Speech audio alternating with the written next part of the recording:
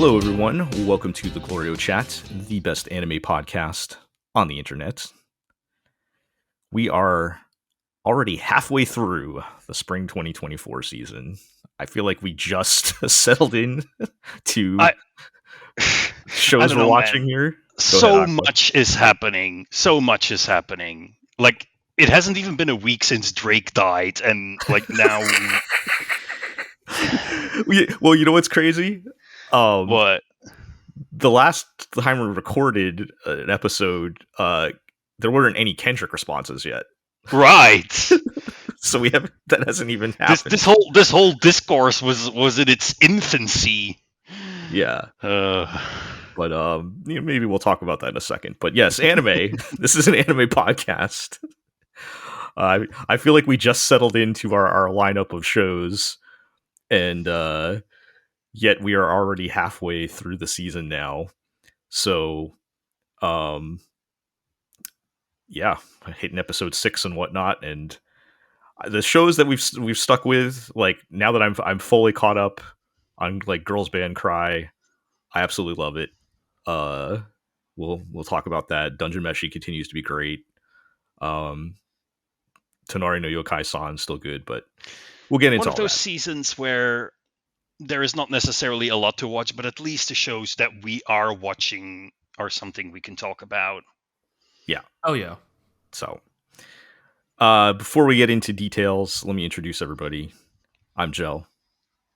I'm joined by Iro. I'm still here. I'm not dead yet. Unlike Drake. With us. Unlike Drake. And we're joined by G. For the third recording in a row, I would like to offer an apology. I had not considered my words as of the previous recording. Did you post a tweet celebrating the birthday of an anime girl who does not have an official birthday? You know, because there is no greater crime. That would have been a good bit to lead into as well, but unfortunately that's not where I'm going with this. You know, last time I spoke, we lived in a pre-Meet the Grams world. Yes. As a result, Euphoria, actually, yeah. I would like to apologize to J. Cole. I'm sorry. We didn't realize how smart you were. You're actually the smartest man in the rap game currently. It is still that Mario Party gif of Luigi winning by doing nothing, except Luigi is now J. Cole instead of Kendrick. Yeah, basically. Yeah. So. But, yeah. And you know, just to get ahead of it too. I've never met you, Kendrick, Mr. Lamar, K. Dot, Mr. Duckworth. Yeah, Mr. Duckworth. I've never met you, and I don't think I've ever spoken of you publicly, but I just want to say, to preclude any potential attacks you may make on me or my family, I'm sorry. It was a prank. I didn't mean it. Okay, so... Breaking news, G is hiding a child. All right. Apologies to our listeners. This is an anime podcast. You may skip ahead at the timestamps below, but I do have to... What is more anime than a hot-blooded rivalry? I feel like this is... What is more anime... Okay, no, seriously, what is more anime than Drake Accusations of pedophilia? God. God. Drake dropping Family Matters, and then 15 minutes later... Kendrick uploading Meet the Grams with like what appears to be a candid photo taken from inside his home. Yeah, that started to turn into some like pro wrestling tier type of like, reversals. Toward like the end I of that, saw but... more than one edit of like that situation with the Death Note soundtrack. Yes, you know, played over it. Like. Well, like that is the level that one K. Kendrick Lamar is operating on now. What I loved, there's a couple things I loved on this, but first of all, like when we last recorded a podcast, there were no Kendrick drops at all, and then he dropped a diss EP.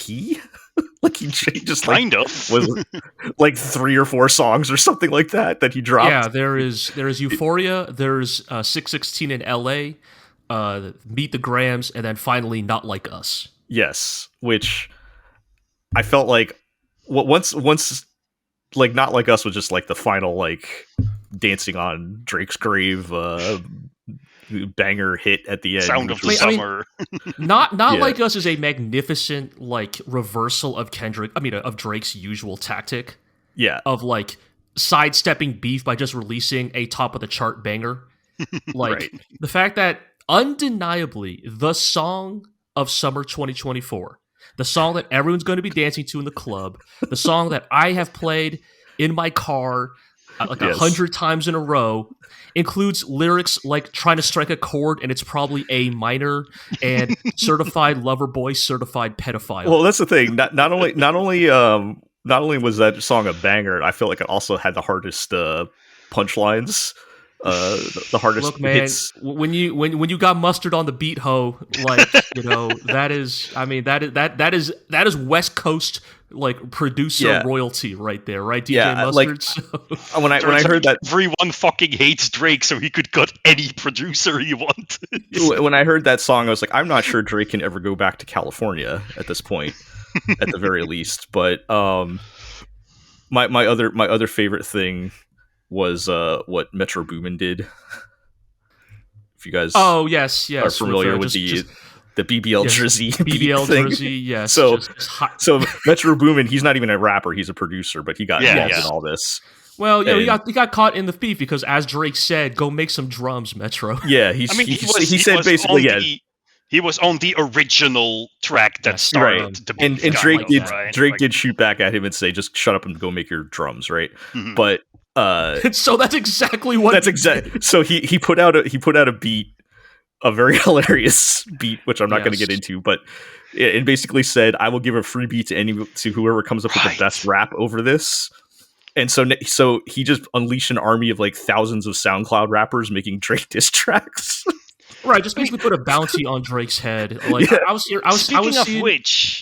Speaking of which, like Kendrick has waived the rights to all of his diss tracks for like people to analyze it on YouTube. So technically, we could use Not Like Us as the new intro song to the GLORIO chat. We in fact could. Yes, this is completely correct. This is a great suggestion, Aqua. Yeah. So just for the summer of 2024, play the intro beat of Not Like Us. GLORIO, GLORIO. Oh GLORIO. man. Oh god. Anyway, and then I mean, I guess it's over now. I mean, Drake put out his response, which was pathetic. Part 6. Don't even need to talk about it. And then we'll just have to wait until like in 6 months, Drake puts out another 40-track album of perishable garbage and pretends none of this happened. I mean, like, the hot gossip I'm hearing on the street is that apparently Drake is due to make a public appearance soon. And Kendrick is waiting to drop the next track around then, basically. Like, what he wants to do is, like, wait till Drake is, like, on a live stream or, like, on a live broadcast. Right. And then drop the next diss track midway through that recording. Yeah.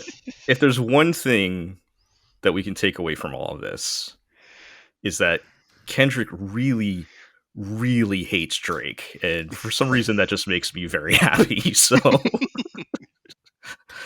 it's a really admirable level of hater energy. I mean, on Euphoria, he's literally like, "I am a hater. I hate you. I hate everything about your soul. I hate the way that you walk. I hate the way that you talk. I hate the way that you dress." But gentlemen, please. This is an anime podcast, so. Yes. What can the anime community learn from this feud? My suggestion would be never ever argue about who the big three are ever again. Oh man. Oh yeah. That's good. That's very good, yes. Yeah. Oh man. We might have some of the greatest anime rappers coming after you, like Franz Schubert or shout out to Classicaloid. That one recurring side character from Devilman Crybaby. Kong Ming. Sashio from Megalobox. JK from Angel Beats. Oh yeah, I bet JK would tear somebody down pretty Was hard. it JK? I thought it was like TJ. Wait, what? Or TK? TK. Oh yeah, is it TK? TK. I think so. Yeah. Yeah, JK is the guy from Kamen Rider Force. Never mind. The get chance and luck guy, right? Yeah. Yes. Yeah.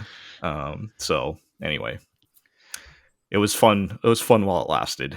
Yeah. Well, now that we've gotten that out of our system for this week's recording, Can we go 4 podcasts in a row? I didn't officially introduce Aqua, but yes, Aqua's here. He's been talking this whole time. So, yeah, that's our crew for this episode. And yep, let's get back on track and talk about some actual anime here. I guess nothing. We didn't catch any movies this last time, so we'll just dive right into our list, and we can start with Dungeon Meshi, aka Delicious in Dungeon. We had 2 very good episodes, including possibly my favorite with the Imposter episode. Yes. this is a great, like, I feel like I say this every podcast, but these two episodes are a great microcosm of the strengths of Dungeon Meshi. Yeah. Right? I mean, you have both the comedy and the drama. Right. Like, I think you say together that really because well. now there is still that sort of dark, tragic undercurrent. Right. That was not necessarily there in the first half of the show, right? We're really writing all the payoff from the buildup of the early episodes at this point. Yeah. Right? Yeah. Like I mean, especially like almost literally with the Imposter episode, because like if we had, you need the time to get to know the characters and understand them to do an episode like that, right? Where the Imposter episode is, like, I mean, for a lot of people, it's kind of one of the, like, high marks of Ryoko Kui's talents as a writer and artist, right? That like, she understands these characters so well that she is able to, like, just twist slight aspects of them like 5-10 degrees off from what you've come to know them for, and like that is enough to make them believable, like, fakes, right? Like, Yeah. you know, that like Laios's reasoning for, like, deducing who is the fake by the end, like, even if you, the viewer, did not pick it up, like, you go, oh man, yeah, that makes, like, yeah, it makes complete sense. Of course, like, Chilchuk wouldn't, like, sit on a random crate or something. But it's that beautiful thing of, like, you might not, like, clue it together while watching, but, like, it's all been there from the very start. It's also just great characterization for Laios, because it shows that someone, even if he is someone who does not pick up on social cues, he is very observant and would notice these kinds of things that a, let's say, more person who interacts with others in a more typical sense perhaps would not, right? Right. I mean, it's very much a thing, right? Of, like, the joke is, like, you know, right, it's like many of the other characters have these, like, very outsized, ridiculous kind of, like, mental perceptions of the other characters, right? You have, like, Giga Chad Laios. Yeah. You know, you got Giga Chad Senshi, right? But, like, what I do like about Laios's... Giga Chad Senshi is how he is, like, one of the last 2 remaining Senshis. Yeah, it's very good, right? Because it should be the most obvious, but, like, Right. But that plays into, right, I mean, yeah, the joke is, like, that's literally how Laios and Chilcha kind of perceive Senshi. Oh, wow, what a masculine, strong, reliable dwarf. Yeah. He would never look goofy. But yeah, it's like Laios's, like, imposters are actually probably the closest physically. It's just that they have, like, one glaring, like, obvious, like, gap in, like, their equipment, right? You know, with, like, Chilchuk, the scarf, or, like, Senshi's helmet missing the hole. But right. I think the thing that works really well about this imposter episode, or I think because, you know, obviously this is not the first time this has been done in fiction, right? The whole doppelganger, like, you know, thing, and usually this type of plot device exists to, like, it can serve multiple narrative functions, right? I think the most common one, right, is the, like, oh, the doppelganger is here to, like, be a dark mirror to the to the person Right. you're imitating, right? That Test this our is you at bond, your test our worst. bonds of trust. Look. Right, exactly, and now let's see the worst version of you interact with your friends. Right. And, Or like, the are they still? shallowest possible version, right? What they often Yeah. also do is like, oh, the doppelganger only has the superficial flanderized elements of the character, Yes. whereas the real depth is what sets them apart. Right, and I think that's kind of what this episode of Dungeon Meshi does really well, right? Because it is mostly just there to be funny, but it also like reinforces a lot of the like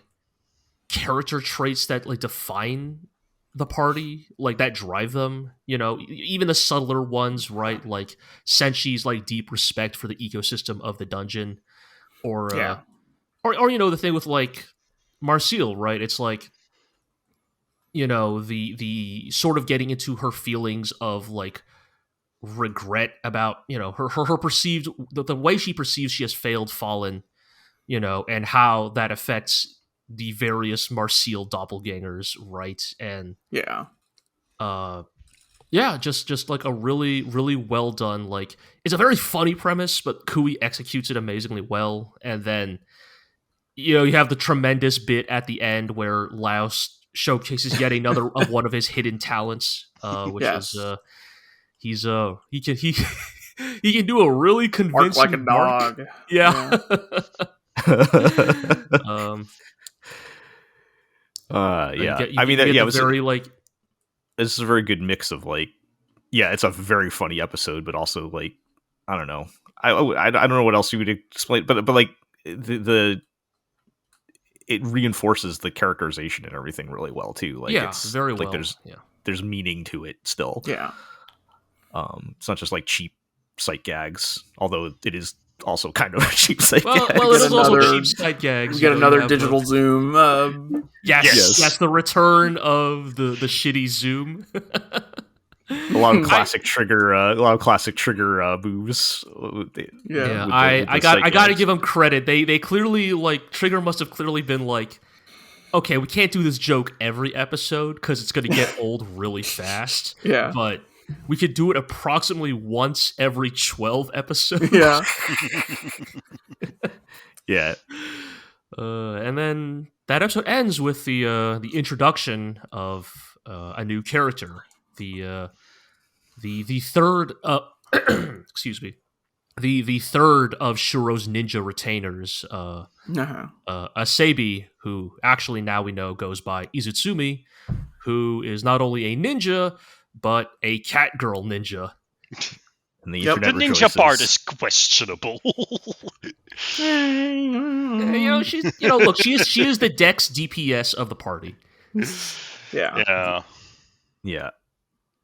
Yep. So yeah, we get our new ninja cat girl, who I feel like doesn't quite fit the typical perception of I just told you what an anime cat girl is, but I mean, in great Dungeon Meshi tradition, like, they take an anime cliche or like a fantasy cliche in this case, because, like, well, I guess beast people are like as bread and butter to Japanese style Western fantasy than like elves and dwarves are, but Right. like they do some like interesting things with it, like making her actually behave like a cat, making her a little analog or parallel to what is going on with Falin. Like, it is because of Izutumi joining the party that they can like properly explain what the deal is with Falin's transformation and why they can't just reverse it. And Right. in that regard, Izutumi's addition to the party also kind of asks or demands from the other characters to ascertain their convictions, right? Because like Marcille straight up tells Izutumi, like, there's no going back, right? It's a pretty hopeless looking situation. Yeah, like, your soul has been merged with that of a cat. Right. We cannot unmerge them. Which brings up the question. Like, okay, so what are you gonna do with Fallen? Yeah. So yeah. And they don't know yet. Yeah. Basically. We'll figure it out when we like, get there, but yes. Yeah, and I think which is Izutumi very anime. Yes, and I think Izutsumi as a character kind of like, you know, obviously I think this is a classic manga trope as old as time of the character dynamic's getting kind of stale. I don't know, throw a new character in there, right? Like, this is not anything new, but I think Izumi works because, like, now that Marcille has, like... I mean, Marcille will still, like, complain about eating monsters, but at this point, she just does it. And so it's, like, it's kind of time to introduce a new character who is, like, has been outside of the context of the Dungeon Meshi story so far. And so now we get to see their horrified reaction to eating monsters. Also, with a slightly different twist, right? Because, like, Izumi is, for lack of a better term, she's kind of a brat. She is immature. She is capricious. I mean, what if we bring in an even kind of pickier eater? Right. Yes, kind of like a cat, right? Like, but not picky because they have principles, but just because they're a child. Yes. Yeah, basically. Look. I don't like mushrooms either. Okay, but yes, I mean, but look, if I was trying to save my best friend who had been transformed into sort of horrible abomination, I'll eat the mushrooms. Right. But yeah, so it's like yeah, it's funny. It's just like she. I will just say that she is not exactly just like, this is not just a Marcille 2.0, like, oh, new person to say you gross at eating monsters. She definitely kind of brings a different flavor and vibe of how she is going to, like, kind of rub against the party. I mean, you kind of see a little bit of that already in the episode, right? Where, like, for Senshi, Izumi is someone to be, like, mentored or disciplined, even, right? Like, someone to teach. I mean, like everyone else in the party. Well, yes, but to a certain extent, right? Like, the core Senshi's character, as we, every time we get his internal, like, monologue, right, is his what drives him is his need to nurture others, right? I need to make sure these youngins are fed. Yes. And so far, he has dealt with, in his mind, youngins who are not perfect, but overall still eat their food, right? Every single one of these youngins cleans their plate. How will Senshi react to a child who refuses to eat everything on the plate? For Laios, being weirdo monster freak that he is, you kind of see there are little bits of... There are a couple scenes in that episode where he's like, man, I cannot wait to... to grill this cat girl about every little detail about her. Yeah. Right. Yeah, so there's definitely, like, some interesting things being set up here. Is this the first time we saw Senshi get upset ever? Like, it might be. I think so. Yes. When she throws the mushrooms away. Yeah. Like, is that the first time we've ever seen him actually get upset? I think that is level. Senshi. That was Senshi. Maybe Senshi wasn't mad; he was disappointed. But definitely, I mean, what you're saying is that Dungeon Meshi has evolved into the final form of any anime. It has become a dad anime. Well, but we also have the other half of this episode. Actually, Jel, as the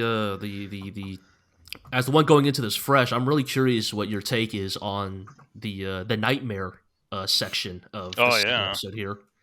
Oh, see, when you frame it like that, I feel like, is there, like, some deeper meaning that I'm missing or something with it? No, because it's just that people have kind of, like, had a lot of... There's been a lot of talk and expectation about how Trigger would adapt this chapter. Okay. And so I just kind of want to get someone... the take of somebody who doesn't have those expectations. I mean, having no expectations, I thought it was great. I mean, I don't know if we're talking like the actual, like, visual adaptation, which was pretty cool, but, like, I thought it accomplished what it was trying to do. I mean, it's kind of, again, like you mentioned in the imposter episode too, we get insight into Marcille's sort of guilt, right, with the whole Fallon situation, and I think it's a cool way of exploring it. That's not just her sharing her feelings around the campfire or something, right? Yeah, like and it kind of starts to, like, dig deeper into, like, Marcille's insecurities, the fears that drive her. Right. There's obviously a lot of implication of, like, what has happened in Marcille's past that kind of inform her current personality and motivations. Yeah, I mean, I think it was a cool both visually and just narratively way of telling you those things, giving you more and information like you about get her like backstory and everything. Yeah, you get this horrifying monster that like initially Laz is like, oh, it's a dragon, we can beat it, and then it's like, no, you fool, that horrible shambling monster is the physical embodiment of aging. yeah. And yeah, I definitely liked. I think Trigger did a pretty good job with this part. I think the reason why I talk about expectations is because when Trigger first announced they were doing the Dungeon Meshi anime, I'm pretty sure every single Dungeon Meshi fan on the planet, at least at one point or another, said out loud, "Oh, so Kai Igarashi's gonna do the Nightmare episode, right?" Oh, okay.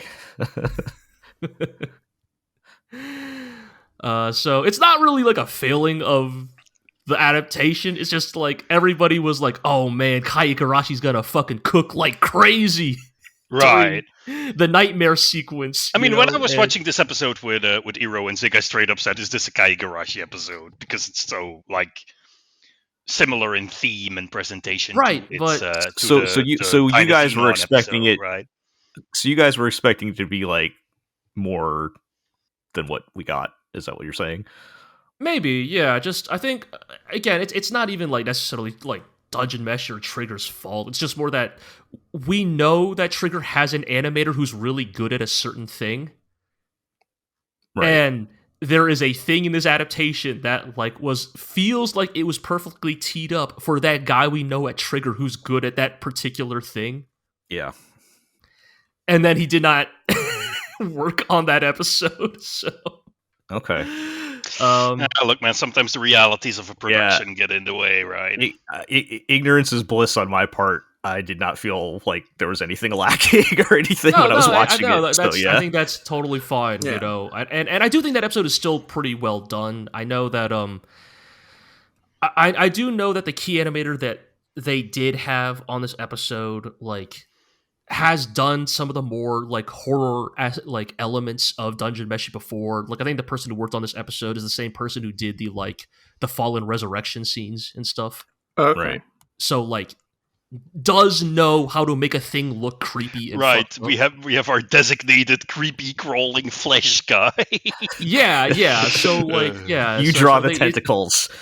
Yeah, definitely. So like there's definitely like they definitely did still put like one of the best possible people they have at that studio on the job. Right. I guess it's just like, you know, it's like how like the main episode of Cyberpunk 2077 is like the best episode because it's a Kai Igarashi episode about somebody going through like trauma inside the mind's eye, and it's like, damn, he's really good at that. He should just do that all the time. Yeah. But yeah, I mean, I guess in retrospect, it's like I thought it looked great, but I also maybe wasn't like totally blown away by it either, right? I mean, so maybe but sometimes the guy's got to broaden his horizons, you know, like that episode of Heavenly Delusion he did, where nothing bad or fucked up happened at all. Famously, yeah. Oh man, but no, I think I still really liked it. I think that like it's a really important chapter or episode because like you know it may not like seem like I'm not going to spoil anything, but it's just like this is one of those like chapters or moments in the story where like you will flash back to these scenes over and over again as the story continues, right? It is basically this season's equivalent of the living painting episode from last season, right? Right. Of like seemingly innocuous. They sure won't be relevant in approximately X episodes. That's what I was thinking when you were asking me, what do you as the non-manga reader think about this? I'm like, oh, is this going to be this is going to be like the living paintings again? Yeah. There is a little bit of that, but I guess I just mean that, this is definitely like Dungeon Meshi beginning to like, as we said at the start of our section here, like kind of revealed its hand, right? Like it has spent, I mean, I don't agree with these people, but there are some people who argue that Dungeon Meshi has taken too long to get to this point, that like it has spent too much time on frivolity and like trivial episodic moments. They don't know what But, you're like, talking no, about. these people are No, just categorically wrong. I completely agree. I completely You agree. need to I am just establish saying. your cast before you can make people care. You're just saying Definitely. that they're out there, right? Yeah, People are yeah. still But I am saying just saying that these people are out there. In fact, there are more of them out there than I had initially assumed. My understanding is that so we all saw that like whack ass Dungeon Meshi review that was like making the Yes. rounds. I don't know if I saw understanding is that this. The F+ that says Marcel and Fallen are the only good thing about the show. Whatever. there's sort of been this undercurrent in the Dungeon Meshi fandom of basically like, I guess the general undercurrent is that like, and I don't even necessarily think these people should be listened to or given respect, but like that anime YouTubers are broadly pretty negative on Dungeon Meshi, like broadly people who Oh. cover anime on YouTube like are not Sure. super impressed with it. There's a lot of like, these characters are too silly and where's the plot, and Frieren looked better, and Whatever. just I know, Yeah. right? These people don't even need to be given the oxygen, but it's more like the talk was more, how come there is this weird disconnect between like, obviously the Dungeon Meshi fan base is huge and vocal and very positive on the anime, and why the like so-called YouTube commentariat seems to be much cooler on it in comparison. And the general like consensus is that like, I mean, a lot of these people who like cover anime on YouTube cover shonen and like expect Right. things to Or go isekai. much faster, or Mhm. isekai, yes, and to be Right. much more bombastic. they're going to So be Dungeon they're going to be Meshi's- covering a lot of mainstream. The big Yes. the big anime YouTubers Right. are going to be covering a lot of mainstream. And that even something like Frieren can hit you with the cudgel that is budget. Go, Yeah. wow, cool lights. Yep. She sure shot a bunch of big lightning bolts. I mean, Yeah, Frieren, yeah. the second half of Frieren turns into a shonen anime. So Yes, exactly. And Yeah. and so this is all to get this all out of the way. Obviously, I don't agree with those people, but I think in a lot of ways this like nightmare episode can only exist because you have spent like 15 plus episodes building the dynamic of these characters. Like not even Marcel, but even Laios, right? Like the fact that Yeah. Laios is the one who goes into the nightmare, that Laios is the one who has to put together like Marcel's fears, right? There's that part where like Laios, the realization Laios has that, oh man, I kind of don't actually know Marcel that well. Right. Like it's really interesting. Like it's like, and Dungeon Meshi is only going to continue to further leverage these relationship dynamics like as it continues, and I think it could only pull this off as well as it does because we know all of these characters as well as we do at this point. yeah. yeah. I feel like that's sort of similar to like what you guys were saying with like the Kaiju number 8 thing, where you feel like it would be more interesting if the show was just about him cleaning up monsters versus it being an actual like battle shonen show, which everybody else wants. Mhm. I feel like it's just a different expectation. And I don't know if that's just never like get tired of shonen cliches. There's Envy those people. there's a certain degree, I would say.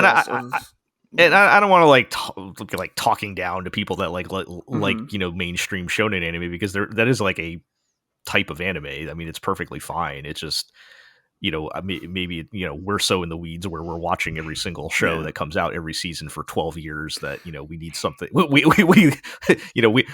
going to be more inclined to pick up on more nuanced material, I guess. But Right. I There's don't even apart from like just like demographic divisions, like a lot of how storytelling is taught in the West is very, every scene needs to be moving the plot forward yeah, kind of rhetoric, and so stuff that's more episodic or is taking more of this kind of time for character stuff is usually like, why isn't the plot moving forward? Why is this scene here? yeah, right. And people not picking up on how those episodes are still contributing to the bigger picture when done well. And Dungeon Meshi has been like masterful at that, right? Where it looks like they're having just, whatever silly adventure that week, but it all is actually contributing to a bigger picture, if not plot wise, than your understandings of the characters, and which is the most important part. It's almost comparing apples and oranges. Like something like Dungeon Meshi is just, it's such a personal work, as in it is a very specific thing that the author wants to tell, with specific themes that are presented in a specific way by specific characters. And I can see that bouncing off of some people who are simply not used to this kind of... Well, no, because that sounds disparaging. I wanted to say, like, people who are not I'm used with you. to this kind of individual expression, but maybe not even that. People who just, like, to whom this particular thing just does not appeal, right? Right. Yeah. I'm sure we're all trying to be very polite. I really do want to just dunk on the normies with no media literacy. But... Yeah. Well, I guess, on that note, then I guess in the last thing I will give a shout outs to is so obviously Marcille fights her way out of the nightmare with the power of magic. Or and by magic I mean hitting the monster with a big book. Yeah, that was great. I need this book, and then she just smacks him with a book. Yes. What was that one line? I was like, a sword is just a wand that knows 2 spells. Right? That's very good. It's very good. The pen is mightier than the sword. But to bring this all back to just how fucking clever Kamui is, we get the reveal that in Dungeon Meshi, nightmares are caused by a kind of clam creature. A mollusk that is related to dragons somehow. Yeah, and I did not know this at the time. Obviously, like people have pulled it up since. It's like turns out this yokai, right? This is real. This is a real part of Chinese and Japanese folklore. That there's a type that there's a I believe the term is Shen, and it is a type of mythological dragon and or shellfish that creates mirages, and that is what Kamui adapted into the nightmares in this. Which and how is this thing not a Shin Megami Tensei demon? I know, right? Yeah, well, but yes, everybody shake your pillows before you go to bed. Yeah, of course, yes, always. Yeah. I mean, I gotta be real, man. Like, Marcille must have been really tired to sleep on that pillow and not notice clams in it. It's travel pillow, man. Like, I feel what I found amusing is like they're kind of just regular ass clams. They really are. Just they're not like some kind of like magic monster clams or something. We could just make the vongole spaghetti out of it. Yeah. But as you can see in the traditional art of it from that I posted in the Discord, where it lets out the steam with the mirage in it. That is also what Kamui adapted for the final part of the that's episode, what happens at the end. Yeah. They cook the nightmares, and everybody gets to see Marcille's nightmare, where we get to see that how she perceived Laios in that dream. Right. Goofy, big dumb goofy dog. It's just a big fluffy dog. Oh god, I had blocked this review out of my mind, but I'm just seeing the main setup is weirdly grim for such a silly show. Like, whatever. It's not even worth platforming. Let's just don't leave that alone. But yes, pose law. So anyway, yes, Dungeon Meshi's great. Don't believe the haters. I don't know what you're talking about, Jello. This objectively an F+. All right, we said we weren't going to litigate it. Yes, we'll leave it. We've said our piece. I have talked to enough people over the past week, not necessarily about Dungeon Meshi, but just where I'm like, wow, you have terrible taste and should not be trusted. Hey, now I take offense to that. Well, no. When have I spoken to you in the last week? Well, Dungeon Meshi's great, and I guess speaking of terrible taste, we can move on to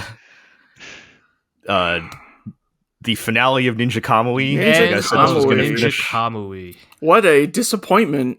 Between this and Astro Note, should we just like stop asking for our favorite like bit directors and writers to get their own show? Maybe it's the thing about the end of Ninja Kamui is what they fight. They do the ninja fights. Well, he fights Zai. I don't remember if we covered it. In a plot like straight out of Ninja Slayer. The evil ninja Yamaji leads his cybernetic super ninjas to take over every office of the U.S. government. Okay. And basically hold them at gunpoint to usher in a new world order. NWO, a Ninja World Order. Yep. Mm-hmm. As if ninjas taking over the U.S. government would not be an improvement, but I know would not be a significant improvement on the situation. Yes, let's put that aside. You know, like, I mean, like he starts. The thing is that like it's like it like brushes right up against like what makes a villain like Senator Armstrong fun, but like never commits fully to the bit. And so you have Yamaji, the lead ninja, talking about how in his new world order, all will be equal. Racial boundaries will be erased because we will all be ninja. And wait, are you saying that the U.S. president has been kidnapped by ninjas? You know, are you a bad enough dude? Is this a prequel to Bad Dudes? So like it almost gets there up. There's a part. It's like it almost gets right up to that Senator Armstrong like hilarious but weirdly incisive political commentary, but then kind of pulls back. Long story short, you know, Higan, Ninja Kamui himself, goes to fight him. They have a really bad looking fight. Like Hiro and I went back and watched the first episode of Ninja Kamui just to make sure we weren't like losing our minds. We were like, this show we investigated. Good, right? Yeah. We investigated. So the last fight of Ninja Kamui has Ninja Kamui and Yamaji fighting, you know, big ninja duel. They're both wearing supposedly the strongest ninja power armor ever developed. And they're kind of fighting like, you know, like a kind of mix of like toku actors and Hollywood action choreography, right? Like, but because it's like CG or 2D characters, it just like looks really slow and there's like no impact, right? Because it's like there's none of the like kind of exaggerated motions you associate with anime action choreography. Yeah, and like we're thinking about how like in episode 1 of this show, like Ninja Kamui like jumps out of a wheelchair and kills 500 ninjas or like... yeah, like slashes a ninja so hard it slashes like 42 ninjas behind him. Like, right. You know, thinking about like how he like took a fucking like pole and impaled like 3 ninjas on it and like ran into an elevator. Like all this like really crazy over the top classic Sungho Park Garo shit. Yeah. And so to go from all that to this like, oh, like realistic hand-to-hand fighting, it feels like a huge downgrade. And it doesn't feel appropriate to like, oh, the final confrontation between, on paper, the 2 strongest characters in this show. It's like we checked the credits and stuff, looked up, and it's like the fights in the last few episodes were all like worked on and choreographed by and mocapped by like stunt companies. Both in like both who work on tokusatsu and work on Hollywood movies. And it's like, okay, sure, but that makes everybody look super lame. It makes them look weak as hell. It's like, because in episodes 1, 2, 3, 4, we're murdering zombies, we're murdering ninjas, flipping around the place, cutting people up. And here it's like, because it's all mocapped and choreographed by people, everyone's movements are limited to what a human body can perform. And so it's like, oh yeah, we put on the Super Ninja Kamui power armor that turns your will to reality, that makes you mega strong. We're still just gonna regular punch each other and flip and do sword clash. And it's not, and to be clear, it's not even as well done as when Sungho Park did it in Garo. Like, because that stuff wasn't like choreographed insane. That was still animated, right? Like yes. So it's not even necessarily a CG problem. Like Sungho Park knows how to make CG suits look good. There's Garo Vanishing Line, and more importantly, probably Garo the movie, Divine Flame, right? The Divine Flame, right? Like he knows how to make CG action look impactful and exciting. So it's this really weird thing of like, why'd you get him if you weren't gonna use him? Yeah, right, okay, right, we talk about like what certain directors are good at and like why would you bring this director in or that director in. I don't know why you would hire Sungho Park, maybe the uncontested best action director in anime currently working, and then not have him do the action at the end of the show. It's very simple why they got him. Jujutsu Kaisen. Yes, so that it's probably more the name brand and his talents as a director. God. And then, like, so the story ends. It's not compelling in the slightest. He beats the bad guy. Turns out there was a hidden faction of good ninjas who stopped the bad ninjas from taking over the government. And the good ninjas will just simply fade into the shadows as ninjas do. The shadows, and the U.S. government will not, like, I don't know, persecute this newly revealed force of Ninja people who could take over the government at any time. Apparently, under ninja. Yes, literally. It really is kind of... It's weird how all these ninja stories in the last few years have all kind of been about the same thing of, like, what is the place of the shinobi in the modern day? And, like, the involvement of ninjas in the government, which is... I don't know what's in the water in Japan right now that's, like, creating these stories, but... How does one reconcile the traditional with the modern? I don't know, man. Like some kind of shadowy organization secretly manipulating the Japanese government. I have no idea why the Japanese would be concerned about that at this point in time. Get the soda popper. Yeah. Yes, the prime popper. But anyway, so yeah, it ends. It's not very, Zai, Higan Sasuke is about to kill himself because, like, now that the ninjas are no more, I have no more reason to live. But now you see Higan, whose wife died to give him a reason to live, is like, no, you can't kill yourself. We all have a reason to live or something. And he gets on his Harley motorbike and rides off into the sunset, and that's literally the end of the show. It's sucks. Well then, on to season 2. It's really lame. We also discovered, funnily enough, so we've been talking about this weird, like, schlubby white guy hacker character that keeps showing up. He's a weirdly important dude. Who's, like, weirdly important and, like, lives to the end of the story when, I'm not even exaggerating, every single female character with a name in this show is dead by the end. Every single one. Not that there's many, there's 3. But it's weird that all 3 of them die. Geno Robuchi, is that you? But this guy lives, and then I found out pulling up the photo of Adult Swim's CEO, Jason DeMarco, who is a 1-1-1-to-1, to this hacker character in the show, who turns out is also named Jason. So yes, that is literally why that character is so prominent. And suddenly all the creative decisions on the show make sense. Yes, yes.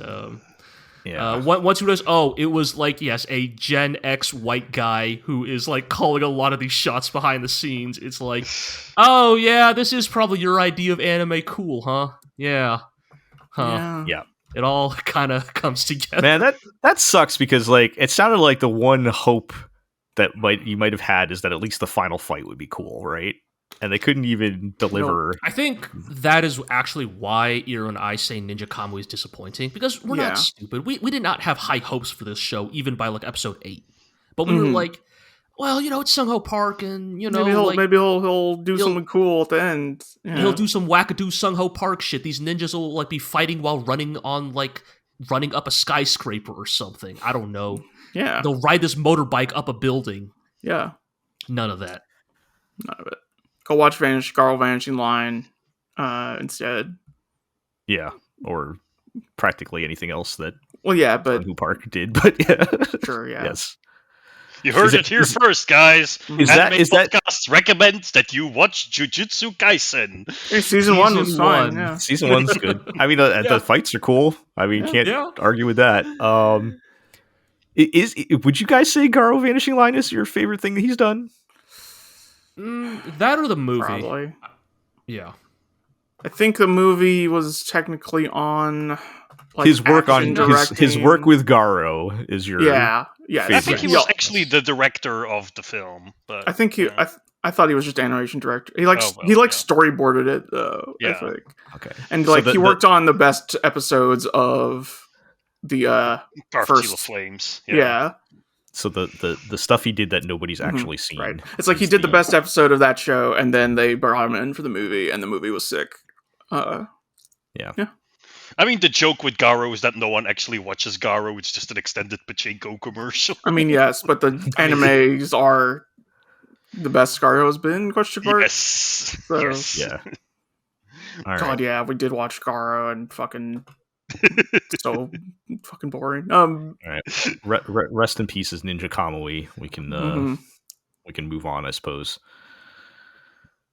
All right. Speaking of ninjas. I don't know if I can save that transition. I know, yeah. All right. Let's talk about deliberately poor transition. Shows that may or may not have changed because the director is different. I don't know about that. Yeah. Let's talk about Sound Euphonium. And before we get into the season 3 specific talk, I have some things to get off my chest because I did watch the movie since last time. With the movie, we are referring to Chikai no Finale, yes, the movie about Kumiko's second year. It's the only one that would be plot relevant to season 3, which was the last of the 4 movies that came out. Yes, which is literally Kumiko's second year. It's basically a mini season of Sound Euphonium. Yeah. And a lot of, I would highly recommend watching the movie. We were talking about this before, Aqua. I guess you don't have to watch the movie, but I would highly recommend watching the movie before you watch season 3 because there's a lot of things that are very specifically connected, like characters that get introduced, plot points, all kind. I mean, it's like I said. I mean, it's literally their second year of school. So if the first 2 seasons are their first year and the season 3 is their last year, that's like a whole chunk of the story, right? And like a bunch of characters who I'm assuming debuted in the movie who are now in season 3 second years. Yeah. Like her little sycophant girl. Her little girl that follows her around. That's basically her personal assistant is introduced in that movie and everything. Yeah. So, but I want to talk about the important stuff with Sound Euphonium, which is the part that I got every mad, and that's the shipping discourse. Oh yeah. So, I heard Kumiko is back. We touched a little bit on this in the beginning, but I held back from my comments because I had not seen the movie, so I didn't know exactly what was depicted in the anime, and I don't give a damn about what happened in the novels. I'm talking about the anime here. So yeah. So to recap for everyone, in season 1, and this is why many fans were mad at the show going into the movie in season 3 and everything. But starting in season 1. The main girl Kumiko has a very obvious, not platonic relationship with the hot-headed trumpet player girl Reina. She's the one with the long black hair. Go watch episode 8, and it's very, whether it's bait, whatever, you watch that. It's a very romantic. It's like the most romantic episode of anime I've ever watched. Was episode 8 of Sound Euphonium season 1, and I forget where it first starts flipping the switch, whether it's towards the end of season 1 or sometime point in season 2, with Reina kind of doubling and tripling down on her crush on Taki Sensei, the teacher. Right. Which has always been there, but so at some point it comes up again. But even so, through season 1 and season 2, my interpretation of season 2 was always that Kumiko because Kumiko and Reina kind of drift apart because Reina's kind of a horrible person, right. and Kumiko realizes she really loves Asuka, aka Hot Glasses Senpai, and literally the final scene of Sound Euphonium season 2 is Kumiko saying, and I quote, "I love you, Asuka Senpai." Right. And then they give you the big Sound Euphonium title drop, and it's great. And I loved season 1 and season 2 of Sound Euphonium, right? Reina is the gay awakening, and then Kumiko but then she realizes that she is toxic, and she realizes Reina's toxic. Yeah, and that your cool, fun senpai is the person you really love, right? So that's where that's where me and many other people were at by the end of season 2. But then where people got mad was the talk of, but in the novels, she ends up dating Tsukamoto, who's her childhood friend, who is a guy. And despite sucks that, and does nothing. And and it's not even the fact that he's a guy. It so much as which I'm sure still made some people mad, but really the main problem is she hates him. He's a non-entity. He's a non-entity. Yeah. Every time he comes up, she's like, I don't want to talk about him. I don't care about him, right? And so usually when he shows up, she makes a Kumiko noise, as seen in many a YouTube compilation. So the idea of him coming in and her deciding to date him was just more than people wanted to handle. I didn't like it either. Like I thought it was a terrible idea too. But compulsive heterosexuality. Yeah, that's kind of what it felt like. Like okay, but she's not really gay, folks. But so it started with talk of what that happening in the novels, and I was like, all right, well, let's wait till see what happens, what they do in the anime, because KyoAni has a history of altering their novel adaptations drastically, right. Especially when it comes to that kind it must be said, a lot of the romantic subtext between Kumiko and Reina is also anime original. Yes. Yeah. Just I've read some things in the novels, but yes and no, right? But it's more explicit in the anime thing. Yeah. So the part where all that happens was supposed to be in this movie where she dates a boy. Mm-hmm. So I was kind of curious, well, how far do they actually go with this in the anime? And I don't know, folks, if you actually watch the movie, it's really not that bad. It's really... So he does not sully her purity with his... Well, it's not... I'm not even taking it from that angle. I'm taking it from... My interpretation of what happens is, he's her childhood friend or whatever. He asks her out, and she kind of just agrees to go with him to be nice because she's his friend. And what actually happens is, so she asks him out, or he asks her out, mm-hmm. and he's like, and she kind of agrees, and they don't even really show a lot of it. They kind of imply still a lot of it. But I mean, it's very obvious he asks her out. They go on exactly one (number 1) date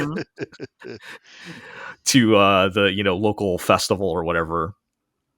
It ends very badly when he tries to like kiss her at the end, and she's like, "What are you doing?" And she already had plans to go leave and go on another date with Reina after that. Damn. In which she goes and brings her a candy apple, and they share a candy apple together afterwards. I'm like, God. and then the next time we see her and Tsukamoto together, she breaks up with him. Jesus. So I'm like, that kid got screwed over. Holy cow! I'm like, there's not really a whole lot. I almost feel bad for him. I mean, everyone who sees this thinks, "Oh, this is obviously a lesbian who tried, quote unquote, being normal but failed." Yeah. So I think a lot. So my theory is that, and I'm a straight white man. I don't really have a lot of room to comment on these things, but my impression is that a lot of people just read what happened and reacted to that without actually watching the movie. Because if you actually watch the movie, like. That's what you just said, Aqua, is that feels like what happened. Compat, as we call it. Yeah, and and everything kind of just goes back to the way it was before. Like, I don't know if it's people looking for stuff. I don't know. It also kind of feels a little bit to me like this is giving me an excuse to rant about another thing here, where people watching anime feel like agreeing to go on a date with someone means that you are deeply in love with each other. Exclusive. And going to get married, and you're only you found your soulmate, and that's not what going on (1) number 1 date means. Like, you're just going on a date. It's not that serious, folks. So like, I feel like there's maybe a little bit of that in there too. I don't know, but it's just I feel like of a bunch of messy things, right? I feel like the outrage about that, having now seen the movie itself, is vastly overrated in my opinion. And it's done by the time the movie's over. He gives her a hairpin, and she gives the hairpin back at the end. And like it's damn. Yeah. Holy shit. Like and she and like recover. Yeah, and so I mean, and then how many diss tracks does she drop? I know, Is she just talking about how much she hates this hairpin in all her tracks? Yeah, right. So yeah, everybody chill is what I'm trying to say. Basically, everybody chill with that. And that kind of brings us into where we're at in season 3, and yeah, I feel like season 3 then it's we're back to business as usual. I will say, I feel like the depiction of Kumiko and Reina's relationship now feels more closer to a platonic friendship. I don't know. Am I off base on that, Aqua? Or are they still baiting us? I don't know, but I've seen at least one post of people talking about how they're super gay and in love. The thing is, like, at this point, I don't feel like it's certainly not at the level that it was before. But the thing is, like, at this point, I find it both comical and frustrating because I just do not see. I mean, I kind of do see what they're going for. It's just that the thing is, like, the well has been so thoroughly poisoned on that kind of discourse. Like, I think for something to be queer baiting, there needs to be malicious intent. Like, a show needs to be trying to artificially has to be intentional. Artificially create hype for itself from people looking for representation and then not give it. Like, that is queer baiting. And the thing is, like, I find this frustrating because I don't need them to be an item. I don't need them to get together. I think it's cool and nice and good that we can depict characters having these intense, emotional, intimate relationships without that necessarily having to match or like fulfill or tick all the boxes for what we as a society define as a romantic relationship, right? They don't have to kiss, right? Like, and like all of these tropes can of just like be close friends. Yeah, you need to kiss, you need to be exclusive, this or that. I don't think none of that is necessary. But on the other hand, relationships like these are the only ones we can say something like that from, and it is also not an excuse to not have genuine representation, which is why I'm sort of in the middle between this of like, like, politically they should, be explicitly in love with each other. But on the other hand, I also don't think we should let that. It does not have to be a culture war binary state. It's like not even a culture war thing. Just like we should not, that conditioning that we have, that we expect that when two characters get along in a story, they become a romantic couple. Right. Yeah. It should not have to be that way. Right. Yeah. Not every story should have to carry that burden, right? Yeah. Not every relationship has to be a scare quotes relationship. Yes. And so I think it's a beautiful relationship that they have. I mean, like, it's something like when I see it, it's like oh, it warms my heart. I wish I had been as close or as trusting of someone in my high school years as these two are with each other. And I think that on one hand, rooting for them to become a couple and then being upset that they don't is understandable because of the whole queer baiting discourse and the whole representation discourse. But on the other hand, it's also like,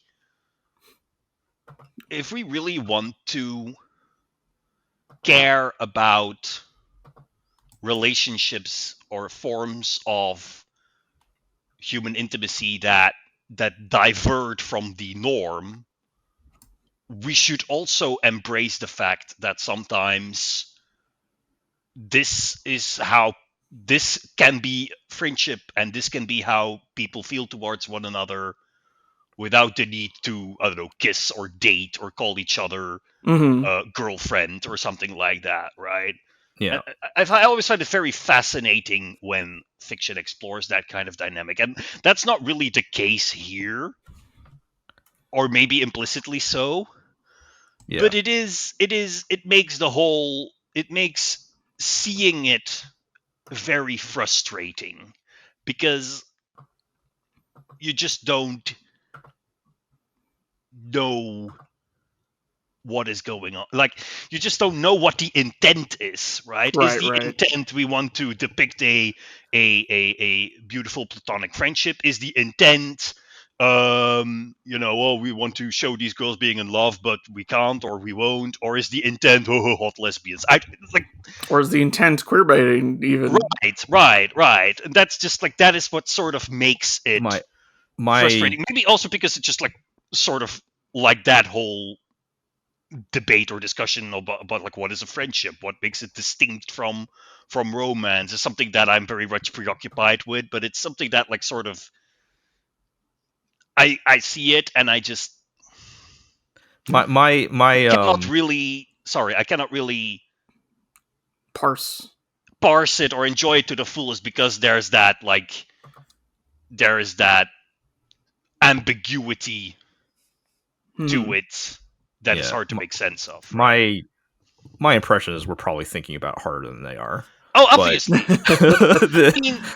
But I think that is the strength of good fiction. Like, I think it's also, if you'll allow me to go on a tangent, but like, I think like that there are people, usually because of the way people are taught or conditioned to express their gender identity, especially girls of that age, who do have relationships like that, where they're like incredibly intensely trusting towards one another, physically affectionate, romantic in a certain sense. That does not necessarily mean that they are also sexually attracted towards one another, or that they consider themselves to be a couple the way other or the way adults consider themselves couples when they're in a relationship, romantic relationship. Isn't this related to the like Class S stuff? Right. But the Class S stuff is based on a reality, right? Mm-hmm. Like, I think there are a lot of teenage girls who have these kinds of relationships, these intense, high stakes, emotionally intimate relationships with their friends that are not necessarily romantic in ways that can become romantic, but don't necessarily have to be. It is at least something that is a part of the experience of being a teenage girl. I don't know. I can't speak from experience, of course, but we're experts on this topic. No. Yes. I'm basing myself on things I have, because I like to dabble in like reading things about psychology and friendship, and because, as I said, this is something I think about a lot. But that is just another factor that sort of aggravates this whole discourse of like, what is it they're doing here? Like, is it just shallow moe fan service? Are they just trying to depict what they think a relationship between two high school girls can be like? Are they queer baiting? Does the thought not even cross their mind that these two might be romantic? Does it even matter? Like, they are making season 3 of a popular show. Yeah. I think, and I think what Sound Euphonium specifically has done has left it so open to interpretation that you can. I now declare you open to interpretation. You can see what you want to see in it. I just wanted to kind of shut down the notion that, oh God, she dates a boy, everything is ruined. I think I think you can still, whatever you thought about Sound Euphonium in season 1 and season 2, I think you can continue to think about it, because I don't feel like anything that happened in the movie really changed that, is basically what it all boils down to. For me, like, hey, I'm still going with my interpretation of Kumiko realized Reina was toxic. She really loves Asuka Senpai, and she's even still thinking about her in season 3. Like, but now that Asuka is gone, she's gone crawling back to her abusive ex. She's still she's still close friends with Reina, but I don't think she feels the same way about it. But even I don't think you saw the latest episode, Aqua. But I have not seen episode 6, which was not out this morning. I think. I watched it right before. I've been trying to catch it.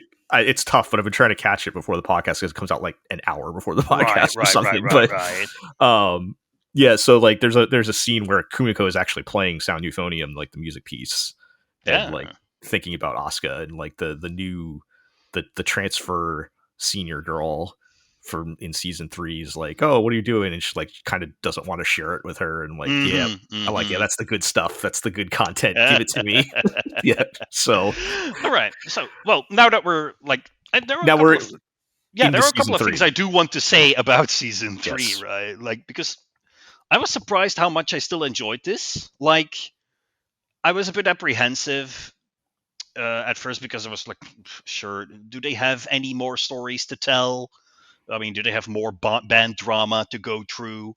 So I watched episode 1. I was mildly entertained, but not entirely convinced. But then, I mean, you asked me to be on the podcast, and you said we were going to talk about Sound Euphonium, so I caught up on a bunch of episodes, and I think it's like it's good. It's still good. Like, I think they do some interesting things there. Like, this show still has a kind of unique appeal, I think, even though it is one of those Gamba Raid Our Way to the Top girls in club shows, but it has a couple of unique selling points, like the size of the cast and the way in which they do manage to give everything something to do, or at least in certain episodes. Like, you have like Midori having her little moment with her underclassmen. Like, there's the bits of with Hazuki training the bass section. But I think like the show also just shows a certain kind of cultural dynamic that isn't necessarily something we see in many other high school set anime. Like, Sound Euphonium is very much concerned with like social hierarchy, right? Because it's a large group, right? Right. So it's not like the way the senpai, leads the kohai needs to respect the senpai. Yeah. The president is even above that, and then there's the teacher, and it very interestingly plays with these kinds of social dynamics, but still, there are still things that I find incredibly relatable or realistic about this show, even though I've never been part of a band, and especially not in a Japanese high school where these kinds of hierarchies are way more pronounced. But you have these kinds of like awkward teen drama, like, like in one episode, the girls coming to Kumiko and being like, oh, well, but she puts in too much of an effort. She makes us look bad. What are you going to do about that, President?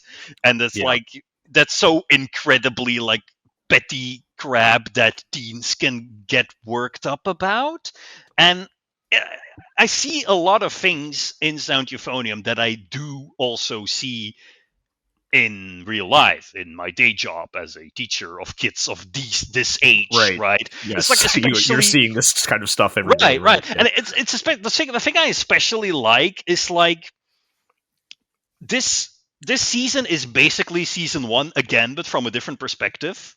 It is once again about the conflict between the members of the band who, really want to go for it, and the members of the band who are just there to have fun, but aren't necessarily willing to put in the effort that it requires to compete at the national level.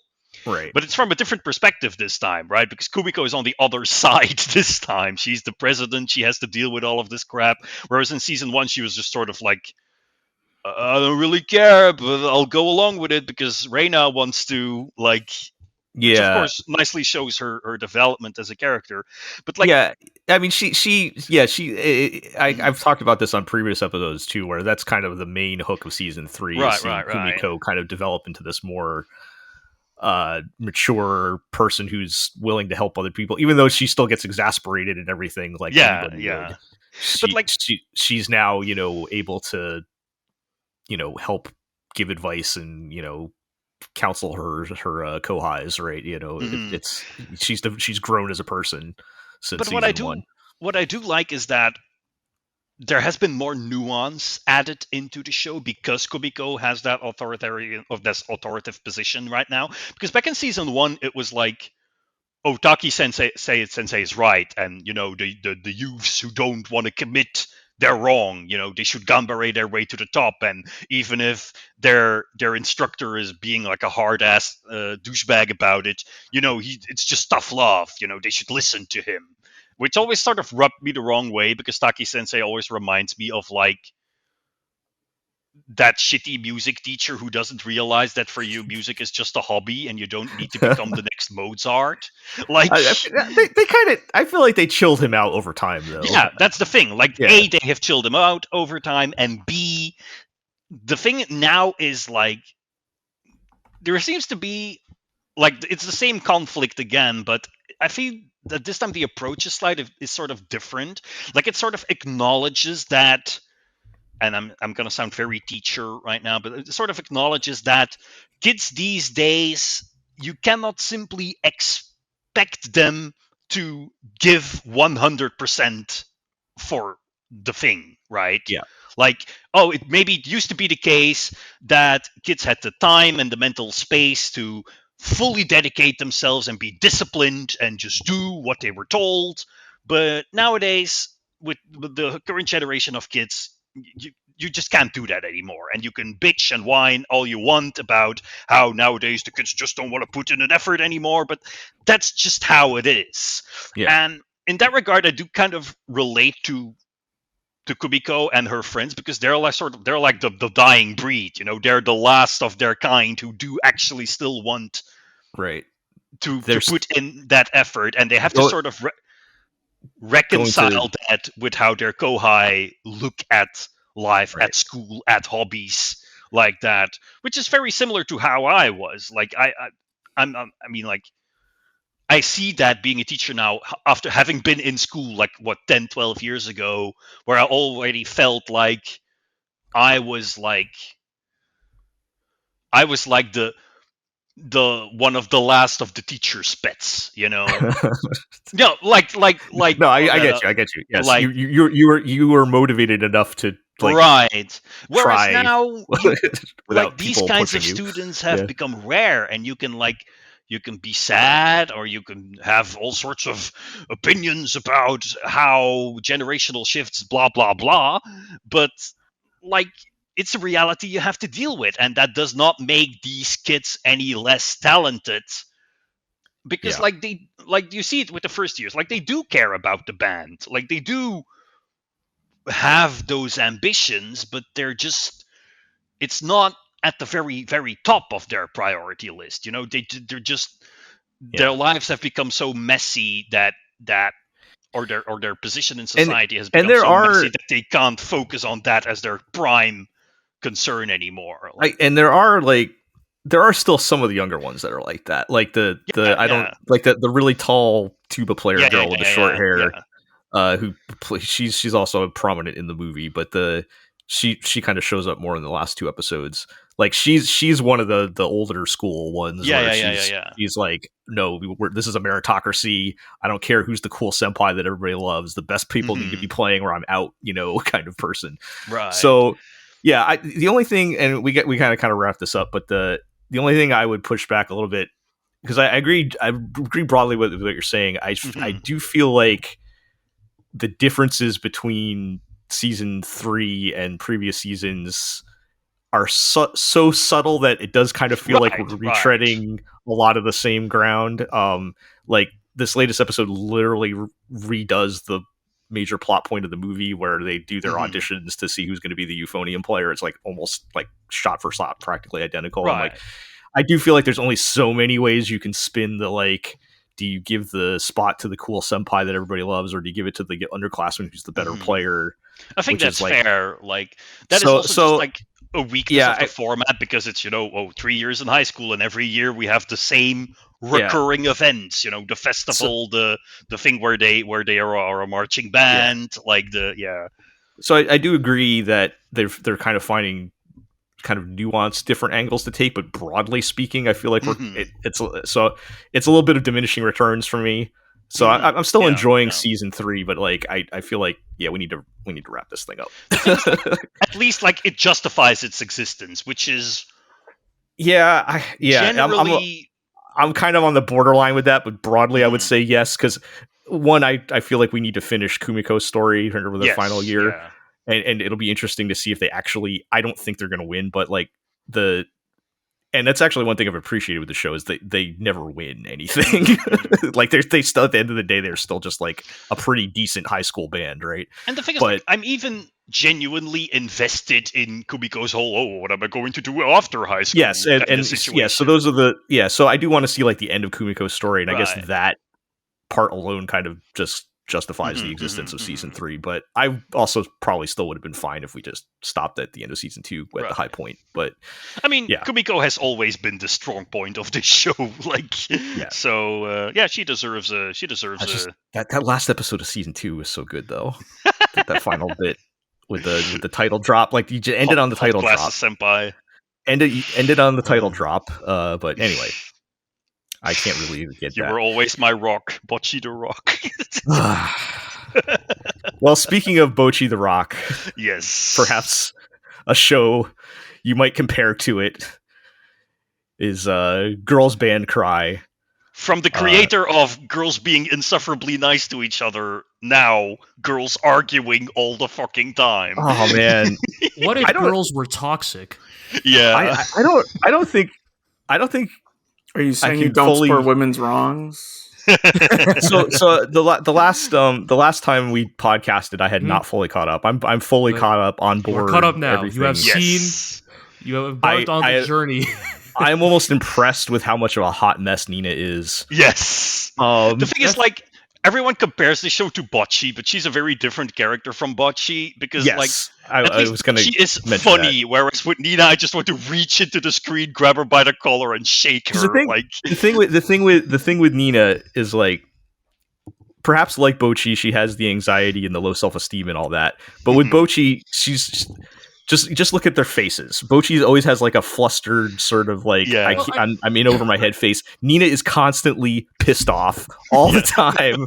She's actually quite a bit of a hothead, which is interesting for that type of character. I think she has literally been in the wrong in every conflict in the past 6 episodes. So go ahead, G. Go ahead, G. I'm not even sure I would necessarily go that far. I think the thing that kind of like is the core like differentiator, right, is like, for better or worse, right? I mean, like, Bocchi's mental hangups are still most, like, the show's obviously very sympathetic to it, but, like, still, like, mostly portrays it as a sort of, like, comical thing, right? As a, like, and as a thing that her very patient and understanding friends will always swoop in to save her and help her, right? And I think, like, it's a very, like, nice and sympathetic, like, portrayal of, like, the neurodivergent, but I think in some ways, I think Nina probably hits in a different way because it is that reminder that, like, look, just because you're neurodivergent doesn't also mean you can't be really fucking annoying. Yeah. Like, yeah. You know, and to a degree where it's like, it's still maybe worthy of sympathy, but like, dude, you got it. Like, it's almost like you can't blame it all on autism. Sometimes a person's just kind of a fucking dirtbag, you know? Yeah. Yeah. And I think the thing that works well is because, like, I think obviously we get Nina's. We were mostly still following Nina's perspective, so we are still inherently sympathetic towards her. And I think broadly, what we see is that her heart is in the right place, but like she is just so like woefully under-equipped to like emotionally handle the like various trials and tribulations that have come up that like it means that the solutions to the problems are often messier and not quite as conclusive. Like, you know, if we want to just talk about like the 2 most recent episodes, right? The first of the 2 is the one in which we find out that The new Diamond Dust is just a ball of drama for everybody involved. Yes. Turns out that as we know, Diamond Dust was Momoko's former band, and ever since signing with a label, have gone mainstream. Right? They have sold out. They've become classic band story. Sellout. A classic idol group, right? Yeah. And that the new member that they brought in to replace Momoko is an old classmate of Nina's from the countryside. Someone whom we do not know the full story. We were only sort of shown intermittent flashbacks, but it seems to be someone that maybe once upon a time Nina may have been friends with, but had a huge and traumatic falling out. Something related to the injury we see Nina sporting in her flashbacks, the thing that kind of gets her ostracized from her entire community. We don't fully know. I don't know if the show will ever fully pull back on what went down there, but basically, Nina has a very here's the thing, kind of insane but also entirely relatable reaction, which is that a thing that she highly prized emotionally and mentally, Diamond Dust, the band, Momoko's band, her emotional salve, the thing that saved her during her darkest moments, has now in her mind been tainted by a personal failing, or at the very least someone she holds a great deal of animosity with, right? And she cannot square these things together, right? Like obviously, whoever this girl is, this other girl, maybe we'll get their story. I doubt she joined the band Diamond Dust purely to fuck over Nina. That is not what happened. But from Nina's perspective, that is functionally how she sees it, right? It might as well. How dare you? How dare you trample the one thing I loved in the world? And then how this ties into the rest of the band, right, is Momoko's kind of nonplussed reaction to it all, right? Every time Nina confronts Momoko about don't you want to get mad? Don't you want to go sicko mode about this whole Diamond Dust situation? And Momoko's like, no, that's old news. That's a different life, And it's kind of through the course of the first of these two episodes that we kind of find out that Momoko actually carries a great degree of guilt in her, because it turns out she may have been the Nina in her respective band, where we find out that the promise that Momoko's band made, which maybe does in some way tie to what you guys were talking about with Sound Euphonium, Momoko's band did not want to go to Space Budokan. Right. Their only actual stated goal was to stick together as a band through thick and thin. That no matter what happens, no matter what changes about our music or our circumstances, that the four of us will always play together. And thus, you have a band that explicitly made it its group goal to not prize authenticity or creative integrity, but merely each other's company, which in some regards is an equally valid reason to form a band, right?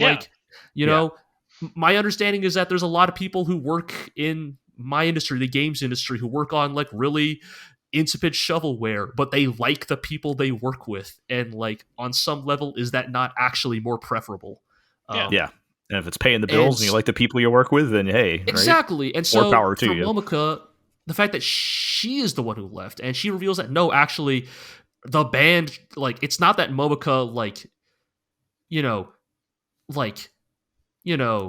had her principles and walked, or merely dropped them. She talks about no, they tried really hard to keep me on board, and I still walked away. And so she kind of feels like she is actually the one who betrayed them, rather than the other way around. It's a really great take on this, because like I said, this is like the classic band story conflict of, do you sell out or not, right? And they found a way to make the people, usually in these kinds of stories, then the people that did sell out are depicted as just evil, right? And right, it's a black and white. Oh well, you should always stick to your musical principles or whatever. And in this case, you can see both points of view, right?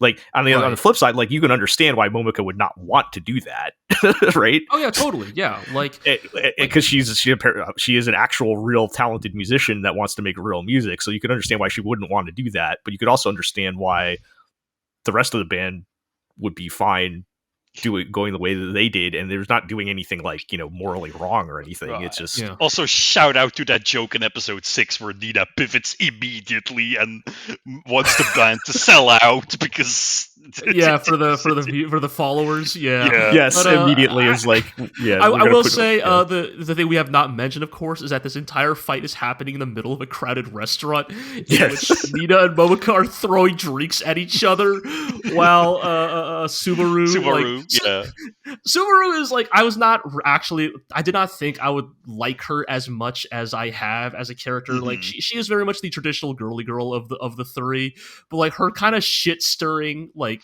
penchant, like she literally pulls up her phone and like rings a fucking like fight bell app on her phone. Yes, it's so good. For Nina and Momoko go at it. Those are the kinds of things I'm talking about with the show being so charming, like those little extra details. But yeah, just they're just shouting at each other in the middle of a crowded restaurant, and Subaru is like, almost, she's like, man, what the fuck have I signed up for? This is like, you could feel her dying of secondhand embarrassment here. Yeah, it's very good. And then in the latest episode, we finally get to the other two, band members. We are who have been working at this what's God, what's it called? It's in every Yakuza game. Oh, the fucking beef bowl place. Yoshinoya. The Yoshinoya. Tomo and Rupa introduced themselves. I'll say just in introduction to them, because they are going to be the bass and the keyboard players. I found it very funny in the end of, I guess, episode 5 when they were doing their performance at the actual like venue. I made a joke that Momoko's so good at guitar that she can also play bass at the same time. Because you could very clearly hear, like, they didn't change the mix of the song to the fact that they only had a guitar and drums at that performance, so you still heard like all the bass and everything, and it was very funny to me. But now they have a real bass. Except they do have a different version of that song in this episode with added keys. So there was no reason to have them like. They could have had a version without bass, I guess. Yeah. I mean, the reason why they did it is because rock music without a bass sounds like shit. But it is a little hard to the type of music they're playing is hard to make sound good without bass. Yeah. All right, maybe they had like a pre-recorded bass track that they were actually playing. I mean, there's also the whole thing of like the supposedly amateur indie group sounding super polished and playing these complex rhythm pop songs. I mean, you always have to. That is every Japanese, like every anime about music. Like, I am waiting for the day we get one of these like girls band anime, but the band is like legitimately dog shit. Like they're not good. But yeah, putting that aside, the new girls, they were kind of trying to do their own thing, recording songs on the internet and whatnot, but they get they've been overhearing conversations at the beef bowl place and decide to ask about collaborating. Unfortunately, they ask Nina, so Nina comes up with a stupid, complicated plan to get them to join the band. Well, I mean, it's actually interesting, right? Because like the thing that Tomo and Rupa kind of bring to this is like they are in fact actually highly ambitious musicians, right? They do want to go to Space Budokan, right? Well, they explicitly name drop regular Budokan, but as we all know, Space Budokan. I mean, that's part of the classic Japanese band's anime story is you want to go to Budokan, right? Yeah, and so it's like, and how actually there's this weird thing of like Tomo and Rupa's motivations actually run directly contrary to Momoko's desire to simply play good music, and Nina's the one who's initially like, hell yeah, this is perfect. We have our 2 next band members. They have, we're gonna get our 10,000 followers in no time. And Subaru's the one who's like, let me handle this, all right? Like, Nina's like, that's called lying. Like some real, like, it's a real neurodivergent, like, that's deception. It's like, shut the fuck up, all right? It's more like convenient if we do it my way, all right? So just we love Nina, by the way. Yes, we do. We love her because we are her. Yes, but Subaru is the one who once again plays her knack for like social subterfuge a little bit better, right? And merely tells Momoko that Tomo and Rupa just want to audition, right? Does not mention anything about Budokan, and even by the end of the episode, like doesn't really make that apparent, right? Because Momoko is a little bit on edge this whole episode, right? Because she knows Nina's just been talking all fucking episode about getting more followers and blah blah blah, being as big as beating Diamond Dust, right? And also because the conflict from last episode still lingers, which is it didn't really get settled about this show. Yeah. It's like Momoko just drank herself into a stupor, and we will move on from there. But so I do think it is kind of interesting that even here, right? It's like it's not necessarily that even Toma and Rupa are like, here we go, our problems are solved, the party's been formed, all the members are here. It's like, hopefully they kind of introduce their own dynamic and like, conflict, I guess, to this band, right? Yeah.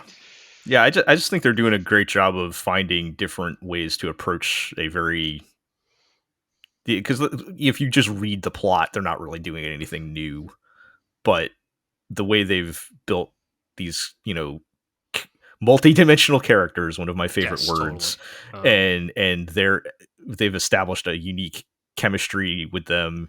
I think it's doing a good job of depicting how difficult it can be to have a band, because getting 4 or 5 people on the same page of what they want to do with this is very difficult. Totally.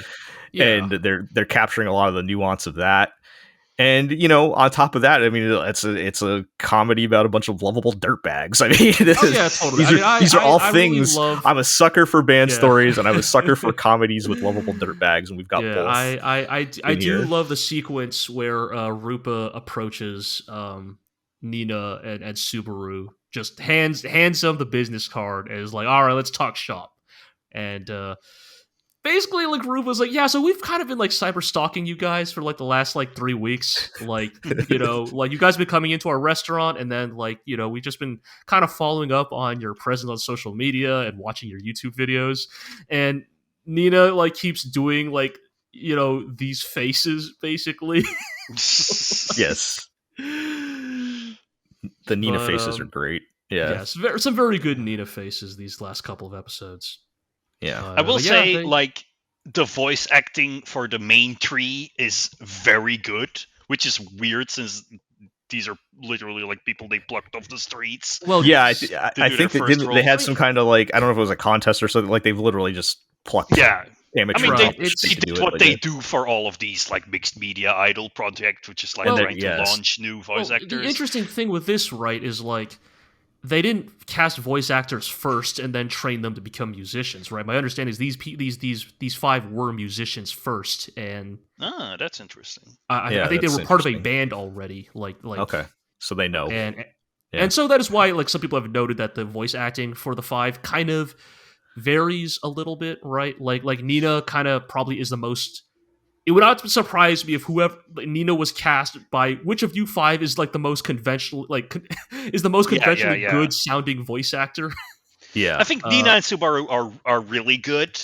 I think with Rupa and Tomo, it sort of bothers me. Like Rupa especially sounds very flat, which may be what they're going for with the character. Momoko's also a little bit flat, but that kind of works for her personality. Right. Whereas, I definitely, like, Tomo and Rupa's where I definitely noticed, okay, these were definitely, like, people who were, like, a different job first, and then became voice actors second. And we'll see how that plays out, I guess. Yeah. I think... I will say that obviously like the Nina, Momoko, Subaru trio is like so strong that it's like I do kind of wonder, will Tomo and Rupa bring enough to the table to like because I mean here's the thing, right? It's like, I mean, look, you guys probably watch a lot more of these light music club anime than I do, but like, is it true that sometimes in a group of 5, like maybe 1 or 2 are kind of just there to fill out the roster? Yeah. That could definitely happen. Like, I mean, yeah, I think it is a little unusual. Yuki is used to writing shows with like casts of 9 people. Sure. Which is but like in Love Life, you also notice like some of them are, you have the main characters, and then there's all the comic relief people. The others, one joke. Like it's also a little unusual to get the band assembled this late. I mean, we're at like halfway through the show, but right. Well, I mean, they at the end of the latest episode says we're gonna go to the local indie festival, as is the case in these types of anime, as I am to understand. Right. That's your next step. You play at the little dive bar venue. Now you got to go to like the local whatever. So festival. I mean, like if this what I think is clever is yeah, go ahead. They also leave like a bunch of time in between episodes, so like. Or at least that's the impression I get, like that there's always like a couple of weeks between each episode. Right. This hasn't taken place over like a week, right? Yeah. I'm not sure if it necessarily feels that long, but I could definitely see what you mean. Of like there is like it's a bit more faster paced than these kinds of shows normally are, Yeah. All right. Oh well. Yeah. What were you trying to say, G? I was just like, well, they've confirmed that this show is, or at least sources have say that this is going to be a 13 episode run, right? So it is sort of that weird thing of like, are they gonna perform at this indie festival, get noticed by a label, and then like, what is the conflict there, right? Because like, I mean, this is the weird thing about these multimedia projects, right? Is like on some level, right? The thing that Momoka doesn't want is to like become commercialized and sell out, but also the people making it do, though. The company making this show wants Girls Band Cry to become the next big thing. So, I mean, like, also, like, it could be like they maybe they did only announce 13 episodes, but this was planned for 2 seasons from the get-go, like, because that's usually how it works with Love Live. Like, Love Live also always like. It's always 2 seasons of each incarnation, and it's like clearly. I mean, I'm just saying this because this is also the director and the writer of Love Live, right? Not just because they're trying to do the same kind of thing. Yeah. But I don't know. Before we move on, shout out to that scene where Nina has to sell tickets, and the best thing she can think of is just like awkwardly slide one towards the girl sitting next to her in class. Oh my god! Like, how did she somehow fail at that harder than Bocchi did? Also, like somehow she failed harder than Bocchi on that. I mean, because there's no Hiroi in this show. Yeah. And then like that girl comes later, like, hey, my friends were also interested, and Nina's like, now you gotta buy them, right? It's like you idiot. It's like, I mean, this is the thing I actually really do appreciate Subaru for, is that like she is the one in that group that has like legitimate like understands social context cues. Yes. And like is like, you idiot, you already gave the first one for free. You're locked into that. Like, come up with a better excuse. Yeah. All right. One more thing. Show. I have to talk about guitar update. All right, tell us about Rupa's bass. Well, first of all, go to at GLORIO on co-host to read my correction from last week about Momoka's guitar, which turned out is not just a regular jazz master, but a psyched rhythm psychomaster, which is a, like, I guess psyched rhythm is like a custom like a music store in Japan that does like custom builds, and it's like a custom build jazz master. Yeah, like the thing with guitars is that like certain models can be produced by different companies. Yeah, so in different price ranges. So I don't know what, but a lot of people will take like the bass like bodies, because like you're not gonna like build your own guitar body, and then they'll mod out the electronics and stuff on it to be different for your own, and then they stick their own label on the headstock. But I noticed the label was different. I was like, that doesn't say Fender, and then I looked it up and like, oh, this is going way deeper than I expected. But man, I don't know. That's kind of cool. Like, yeah, I mean, so cool, Momoka actually has like a weird like kind of Japan only custom kind of guitar, which makes her, which seems to fit her character a little better than just buying off the shelf. Well, I was gonna say, is that legit, or is this like do we go further down the rabbit hole of Toei signed a deal with this store or whatever? I mean, almost certainly. Like, I don't know, man, because the other instruments are just normal Gibsons. So like, sure, okay. Well, first of all, shout out to Momika's acoustic guitar, which she pulls out in one episode, which is a Gibson J45, which is very common, but she has like a black and white one, which is really cool. I would love to have that guitar. I would love to have a Gibson J45. Sure. But all of these guitars are at least $2,000. Yes, but of course. Yep. So that was cool. I would love to have that guitar.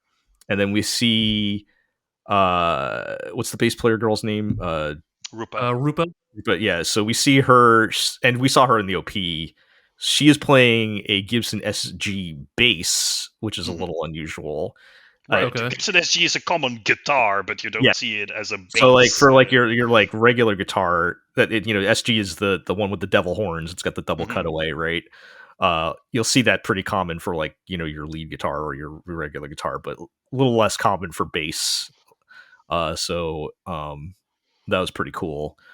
So yeah, we'll keep an eye out if any. I'll keep an eye out if any other guitars appear. But so far, sure, so good. I guess I guess they also got a Gibson deal with the other two, art, which is yeah. Oh, what was that?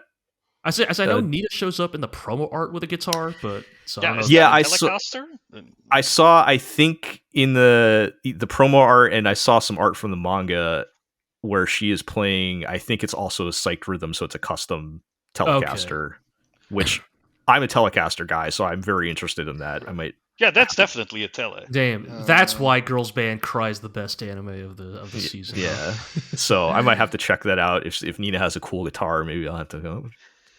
Okay, apparently it is a Jesus Christ. What is that? A GNL Tribute Series ASAT Classic. Yeah, I don't have no idea what that means. Is this this what it's like when like I talk about mecha anime? Is this what it's like when I'm like, when you guys start talking about Gundam and type. when you guys start talking about Gundam and like little birds start dancing in my head, the monkey starts banging its drums. Yeah, but interestingly, the bass though, like the Gibson SG looks like just a standard off the shelf bass. So sure, maybe that's trying to tell us something. I don't know. Anyway. That show's great.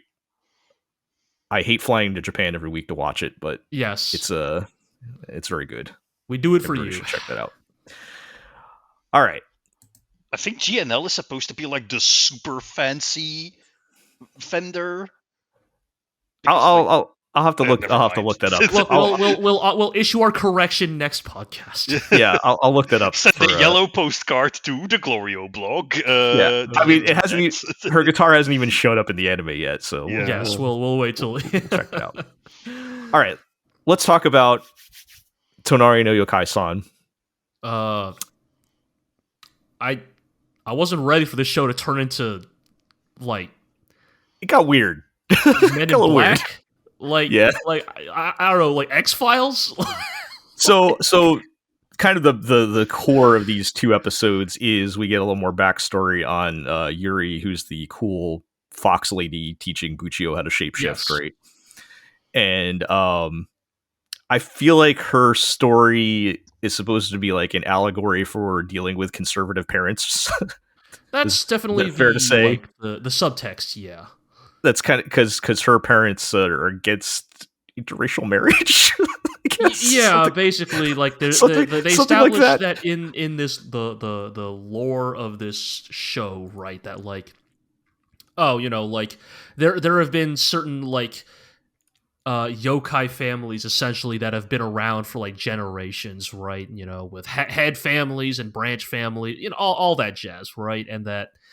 That Yuri is part of the head family of some like well-to-do fox spirit types, right? And that they practice some real, shall we say, they want to keep the tree clean, keep the bloodline pure. Yeah. No weird branches on this tree, that's for sure. But there is a branch of the family that is like shunned because they allow like human marriage. I didn't even get the vibe that branch was shunned as more as just like they're a branch family, thus they don't suffer the same scrutiny, right? Right. Or okay, maybe not shunned, but they're not like they're not respected, right? They're not the head family, right? And so that kind of ties into like the whole thing about how like Buchio, the lovable Nekomata, like has a very loving family. In fact, he became a Nekomata out of his love for his family, right? Yeah. And there's sort of the misunderstanding, right, of like, Buchio very naively is like, family always stays together. As long as we make our feelings true, we'll always blah, blah, blah, right? And Yuri kind of tears into Buchio pretty harshly, right? Right. In a way that, I mean, like, it's a thing like Buchio was kind of being willfully naive, but also Buchio's been sapient for like... Yeah, he's been, I don't know, a few weeks. Enough time to get a driver's license. Yeah, 6 months, I don't know, not long, right? And, the thing I was kind of worried about with this plot line, right, is like, I mean, Tonari no Youkai-san is very like kind of largely kind of saccharine kind of show, right? Like it is very much about how love overcomes all. And I really did not want this to turn into, see, Yuri, all you had to do was reconcile with your weirdly racialist conservative family. Yes. And I'm glad it did not quite go in that direction, but also I feel like this kind of ties into maybe one of my ongoing concerns with this show. It does wrap up very cleanly and quickly in a way that maybe just you have to when you only have a single core. Maybe it wraps up this quickly in the manga, but because before we go to Yuri revisiting her hometown, we got to deal with the sliders. Yeah, so this just happens to be an interdimensional space-time incident in between her going to visit her dad. Yeah. So the space-time laboratory shows up. Yeah. Turns out Nerve is real in the world of Tonari no Yokai-san, and they specialize in interdimensional travel. Someone pissed off Haruhi again. We get the good bit, right? We got a bunch of like night shift like rail workers like doing some maintenance on a train track. It's a mix of like humans and yokai, and then they see a lady on the track, and like, they all be like, "Hey, ma'am, are you okay? Like, what's going on? Are you lost?" And she looks at the crowd and sees all these fucking yokai and loses her fucking mind, right? And it kind of communicates to you, okay, this person comes from a dimension where this is not common, right? Maybe our dimension, quote unquote, right? Yes, where there are no yokai.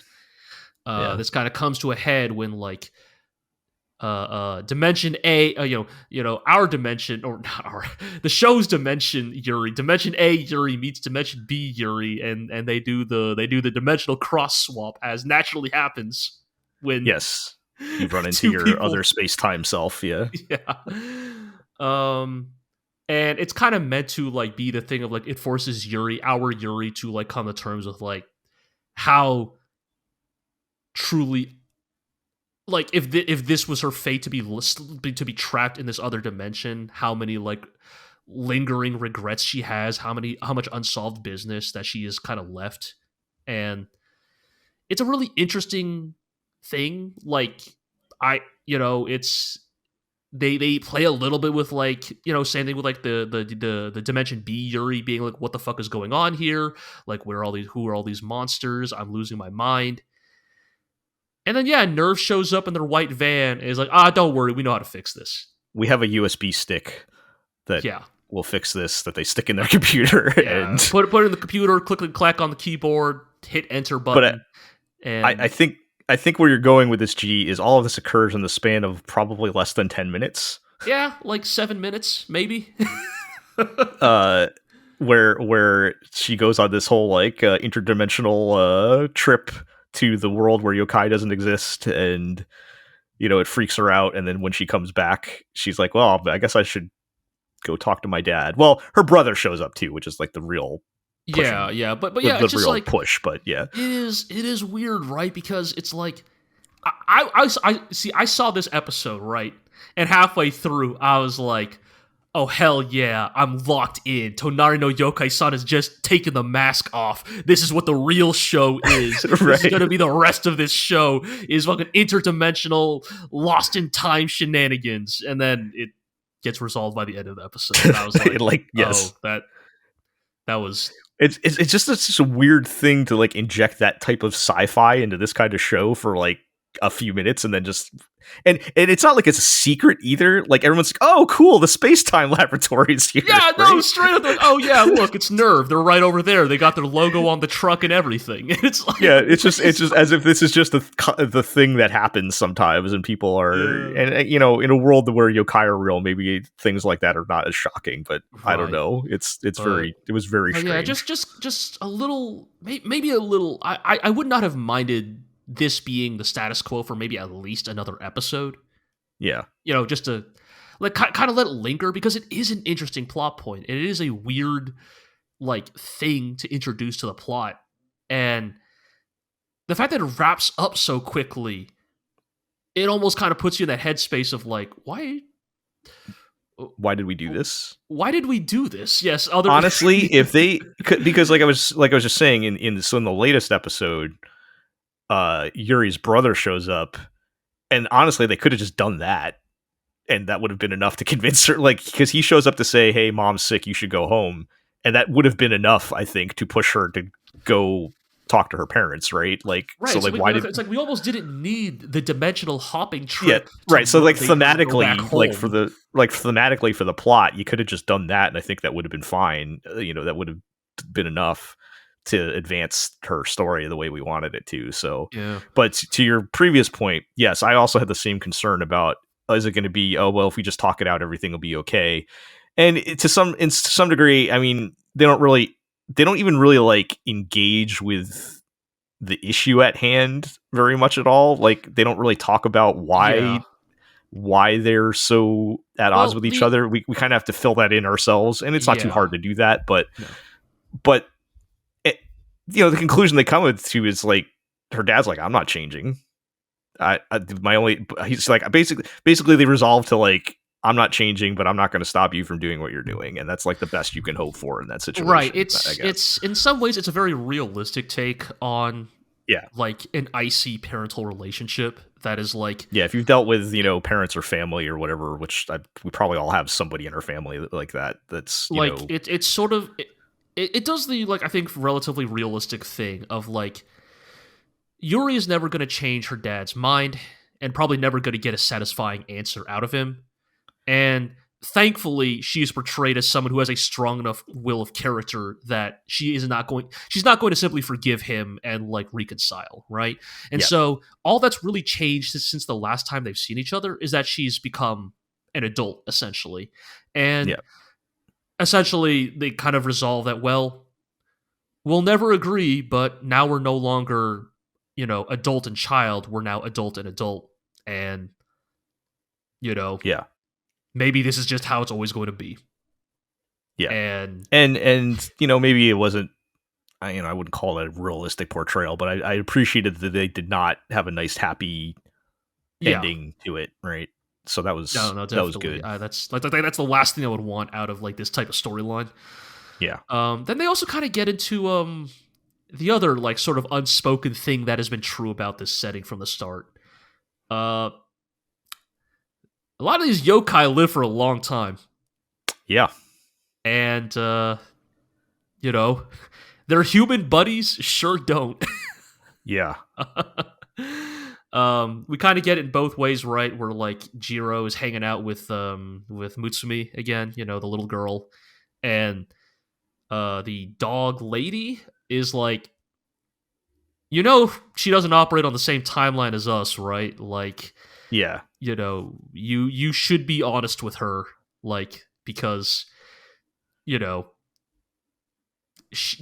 this is her one and only life on this planet, you know, like the humans operate on a different scale than we do. And also with like Jiro's father, the red Tengu guy, he's like, one of his fishing buddies is human, and he's like, yeah, you know, I gotta take care of my mom. She's getting older, right? And it's like, again, not like hitting you on the head with it, but just like, hey, like the yokai do have some problems, right? They got to deal with spiritual shit, demons, snakes wanting vengeance and all, but like humans, Tengu guys, like, I don't know what that means, but sucks, man. Sorry. Like, yeah, basically. But I mean, just basically getting at this idea that like everybody in this world has their own problems, right? And like, for the yokai, that's often related to the spirit realm, and for humans, it is the,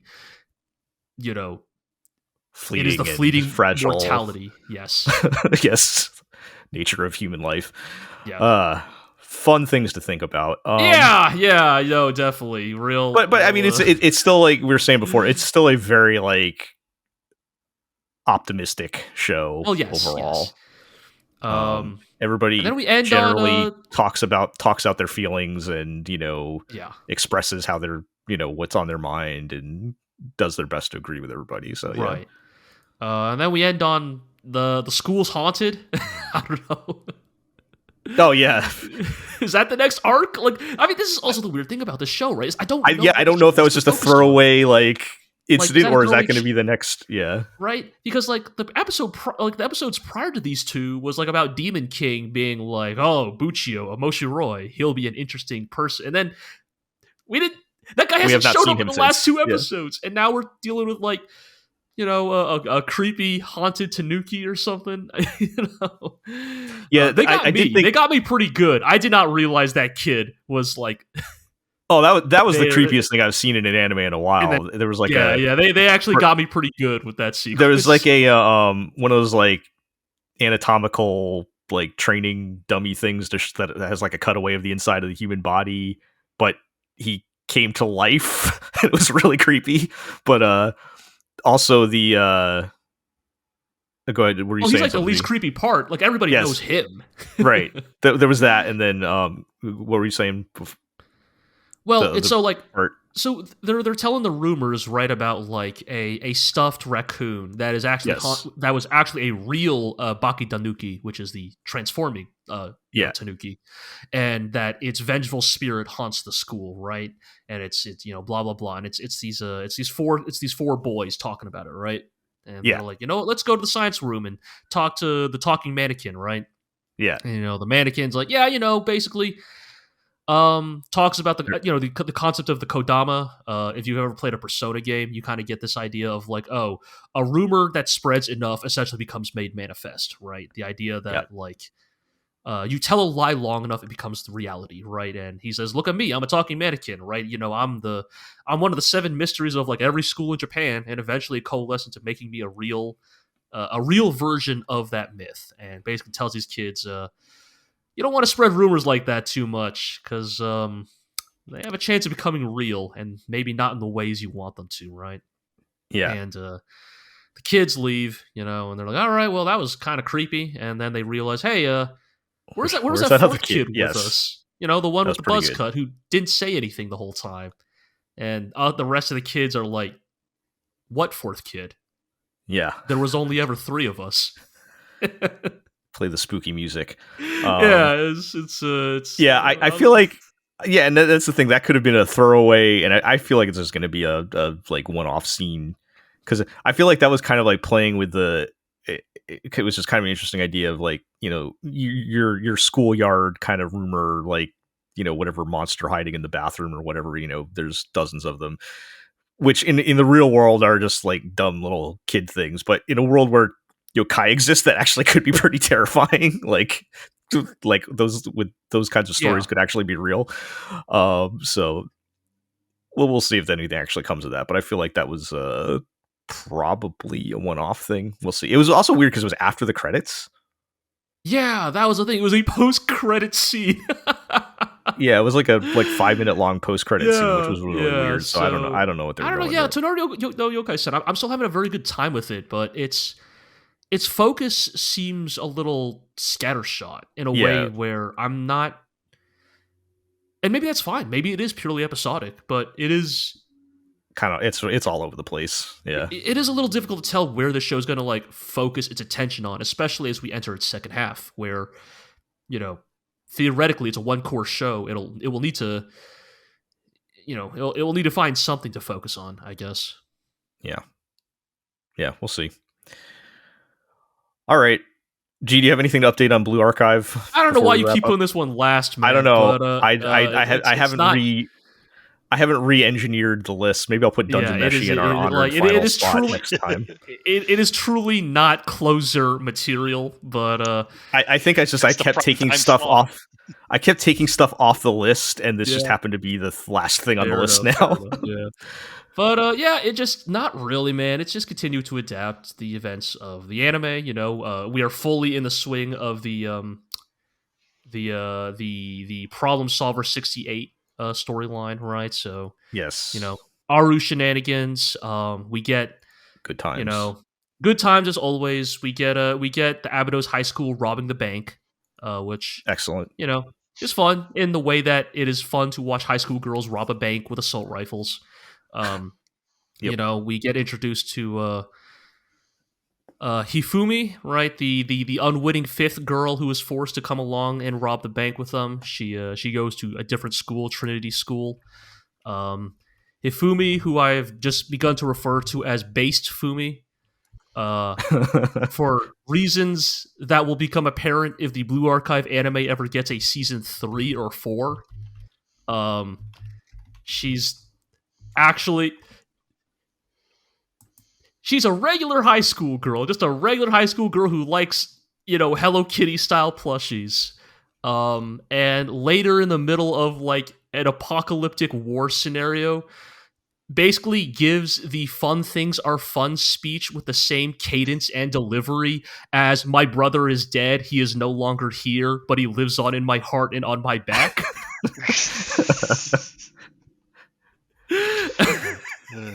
As you do. It's very good, but doesn't matter right now, so, you know. And then, God, what was even in the latest episode? More Problem Solver 68 shenanigans. Haruka blows up the ramen restaurant. Oh, yeah, we get introduced to the prefects from Gehenna, the demon girls, who are there for nefarious reasons, who can say, but you know what, they're all recruitable characters in the end, so they're probably not that evil, you know. Who's the I'm trying to remember, because some of my favorite jokes, was it Tsurugi, the like girl that's basically a zombie? Oh, her, yeah. Has she showed up yet? No, she's Trinity. She's right. And so she doesn't really become relevant till like, this is the weird thing, right? It's like probably season 3, which is, again, it's this weird thing that I've talked about with all these gacha adaptations. I feel like right? I feel like that school showed up a lot sooner in the game, but maybe I'm misremembering. But well, the thing is, they get introduced early on, and my understanding is they got introduced early on in a side story event, but like we're not like super near, it's like main story relevant till much later. And the problem is that, you know, as I said with the gacha adaptations, Blue Archive is mostly just adapting the main story, right? It's not adapting the side stuff. So yeah, I know we're running long, but I want to mention this with that particular girl. So she's like, I think Blue Archive probably came out somewhere. I seem to remember it at least coming out in NA around similar time as like Zombieland Saga. And if you recall in Zombieland Saga, there was the one girl who doesn't unzombify. She's just like, right, yes. She's just like, she just talks. She just makes noises. The legendary Tai Yamada, what's her name? Yeah, something like that. So like one of the girls in Blue Archive is kind of like, she kind of looks and also kind of talks like that. Yes, but she can talk normal, like occasionally. Yes, and she is just my all-time favorite joke in Blue Archive is you get your text messages from the students. Yeah, I know exactly what you're talking about. and she texts you and it's literally like typed out blah, blah, whatever, right? And then at the end she's like, "Oh, I'm sorry. This is the wrong number. I got my apologies." Like this is like very like proper. Yeah, it's very good. Yeah, no, Tsurugi's great, but again, this is the weird thing, right? Of their, Iro has not run in here with his bit about the bunny girls yet, right? But like, it is the thing of like all these characters that we are talking about will not be relevant for again, even assuming this gets a season 2, that this anime continues, girls who will not appear will be relevant for potentially months, if not years, in real time. Yeah. Right? Because they are following the story chronologically. Yeah. But yeah, it continues to kind of just truck along. It's kind of not looking so hot lately. A couple of real funny shots of Hoshino, like the little pink-haired girl with the shotgun, where like right. It feels like they maybe accidentally drew her head a little too big. Like, I know she's supposed to be the small one, but she starts looking like almost like a chibi character next to like the real, relatively human proportioned characters. Right. She's the chibi of this show. She's just like that. I don't love the sensei in this show. Their portrayal of the self-insert player character. Yeah. He's a little bit too much of a fuckboy. That kind of doesn't. It's that weird thing of like, obviously being the player's character insert, he has to be characterized in a like often contrarian or like completely what's the word, like inconsistent. Yeah. Well, no, just inconsistent way, right? Because sometimes he's a competent teacher who's dedicated to teaching his students, and sometimes he's a soft empath who's willing to lend a sympathetic ear, and sometimes he's kind of a weird pervert who likes to lick the sweat off of the back of girls' knees, and I love Amagami. And it's like sometimes you gotta pick the sensible square dialogue option that moves the plot forwards, and sometimes you can pick the goofy dialogue option. Right, and so it's like. Yeah, that's the problem when you're adapting a character that in game has no personality whatsoever. You're literally the player. Great. And in the Persona anime, they fixed this by just consistently having him pick all the dumb dialogue. The dumb, funny options. Yeah, that does remind me. I want to make one small correction from last time. I put Blue Archive as a 6 or 7 on the horny scale, and I think I have to upgrade it to a 7 or 8 because I forgot about the max relationship animation things. Oh yeah, where you're like massaging their feet, or like again, and they're like extremely knees. Horny illustrations that surprise you. Yes. Look. I played a lot of gacha games. Those exceed the normal levels of horniness for a gacha game. That is you are completely correct. Yes. A lot of feet. Anyway. Yeah. Oh man. It sounds like that's at least continuing to be a competent adaptation. Competent, but also it's like I'm not. It is what it is. Like it's not. Yeah. Like I don't know. Like I guess I'm weirdly holding out for like hopefully this anime eventually like captures like a pivotal moment from the game and gives it like a really high budget and like does something really exciting. Because as it is now, right? Like just adapting the moment to moment dialogue and story is like.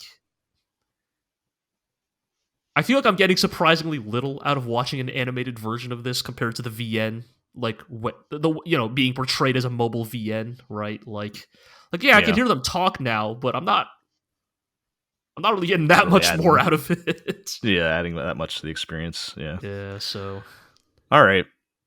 Well. Shout out to oh god, what was I going to shout out? Oh, Amagami. Yes, we mentioned that. yes, kissing the back of girls' knees. I still think the greatest personality test of all time is which Amagami girl would you date? Oh yeah, I mean it's the perfect anime Rorschach test, right? Yes, like you can learn so much about, or even we don't even say date. Whoever is your favorite Amagami girl, sure, yeah, like that tells you so much about a person. it reveals magnitudes. About a person, yes. Yeah. So, still waiting on Seiren season 2, guys. It can happen anytime now. That will never happen. Never happen. Yeah. Anyways, Kaori is best girl. Ride or die. If you don't pick Kaori, Kaoru, you're no friend of mine. Yes. Yeah.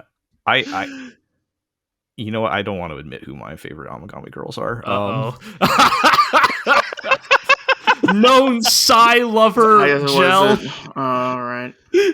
Well, you guys. I know you guys have always been a fan of Kaori Sex Hair, or whatever her last name was. Yes. Sex Hair. And the swimmer girl, right? What was her name? Tanamachi Kaoru. But the swimmer girl. Ai Nanasaki. Right? Yes. You guys have always been in that camp. I like Haruka, the quote unquote main girl.